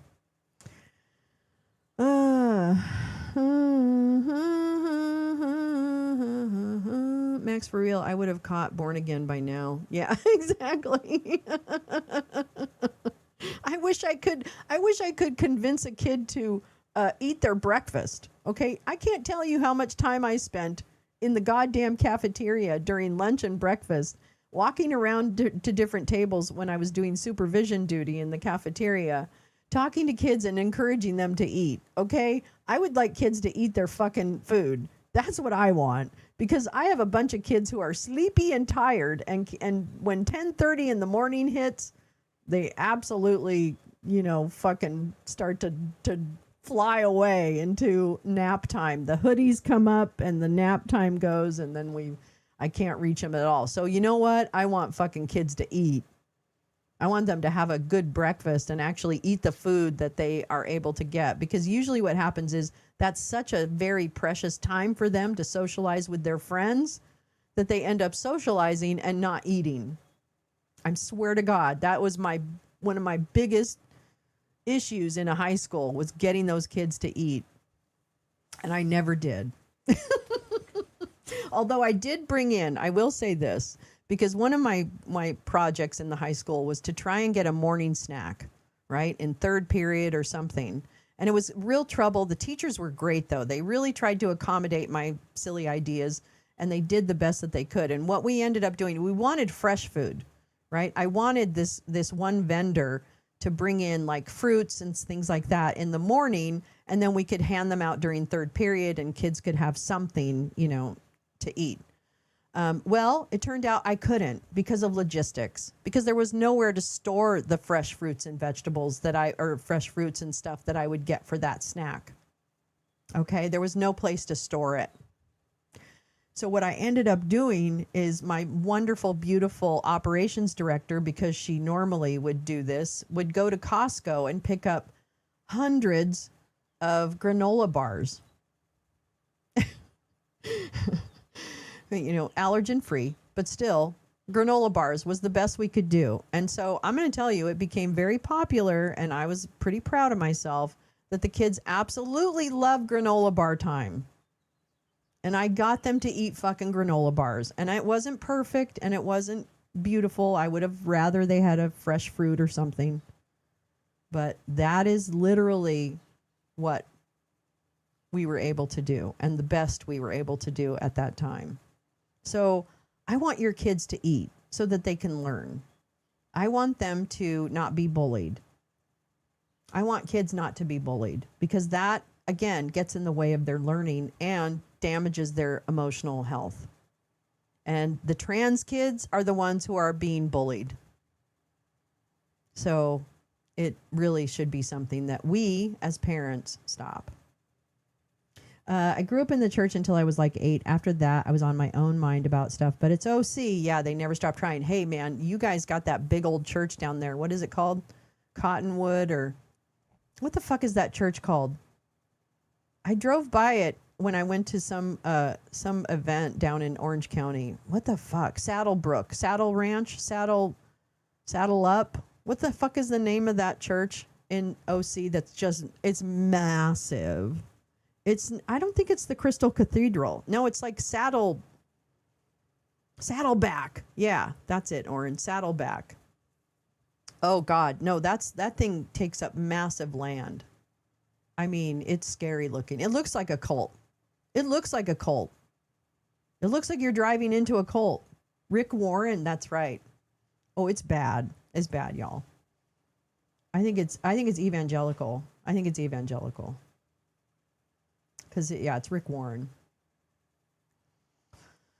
Anyways, the other one is too big and they're all very culty. Yeah, they're all so culty. But yeah, that one scared me. I drove past it and I'm like, oh, I feel the pull of the Lord. I'm feeling the pull of the Lord. Pull me, Lord. Pull me in, Lord. Oh, God. Evangelical don't talk about the Sermon on the Mount ever. Do they not? Oh, interesting. Yeah, I suppose they leave out a couple parts. The whole temple table flipping, all that kind of stuff. Very inconvenient. Well, I just want to thank you so much for coming today and spending a little bit of time with me this morning. Oh, is it a Catholic church? That's funny. Crystal Cathedral went bankrupt. What's his name? Norman Vincent Peale, Clump's pastor from New York Crystal Cathedral. Pyramid scheme religion. Yeah, exactly. Pyramid scheme is it.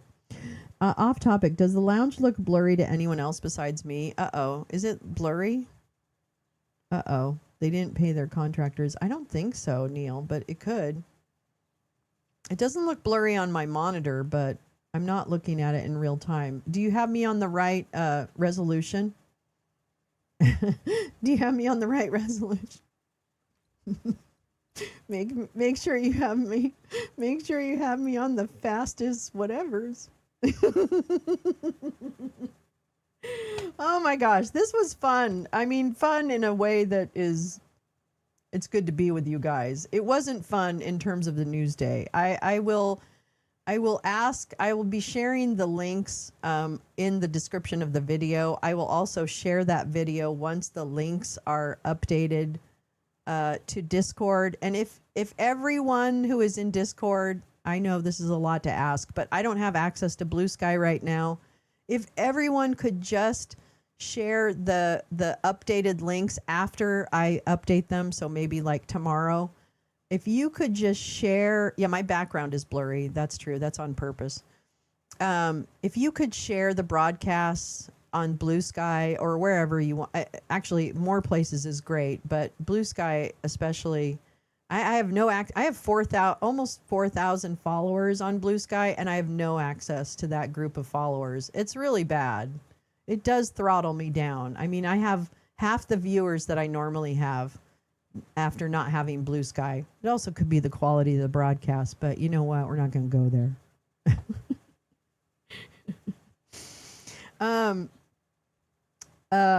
Let's see. What was I going to say? Yeah. So if you could share after I update everything, I'll drop it in Discord and then you can share it after that. It'd be great. If you don't have to, I don't want to ask people to share things and make you feel like you have to, you know, push anything out to your colleagues, but that would be great. I would appreciate it because I think I would just like this information to get out, these links to get out. Anyway. All right. I adore you all so very much. It's Thursday. I will see you tomorrow morning and at the same time. And I just want to thank you all so much for coming. I really enjoyed our conversation. I hope you learned something. I definitely learned a lot. And there's always more to come. So with that, adieu. Hi, Clark. Okay. Adieu. Oh, wait. I never played a song for... Sharon, did you become a member? Wait, yeah, we need to play a song for Sharon. Hold on. We're not done yet. I'm sorry. Hold on. Sharon Brown. Sharon Brown became a member. Sharon Brown became a member. It is life. Oh, God, that song needs to be a little longer. Okay. I need that song to be a little longer. Yes, we sang Three Dog Night yesterday, Neil. You missed it. Damn it. Fucking doctors. Fucking. Anyway, thank you, Sharon, for becoming a member at the wonderful 99-cent level, which is the only level we have.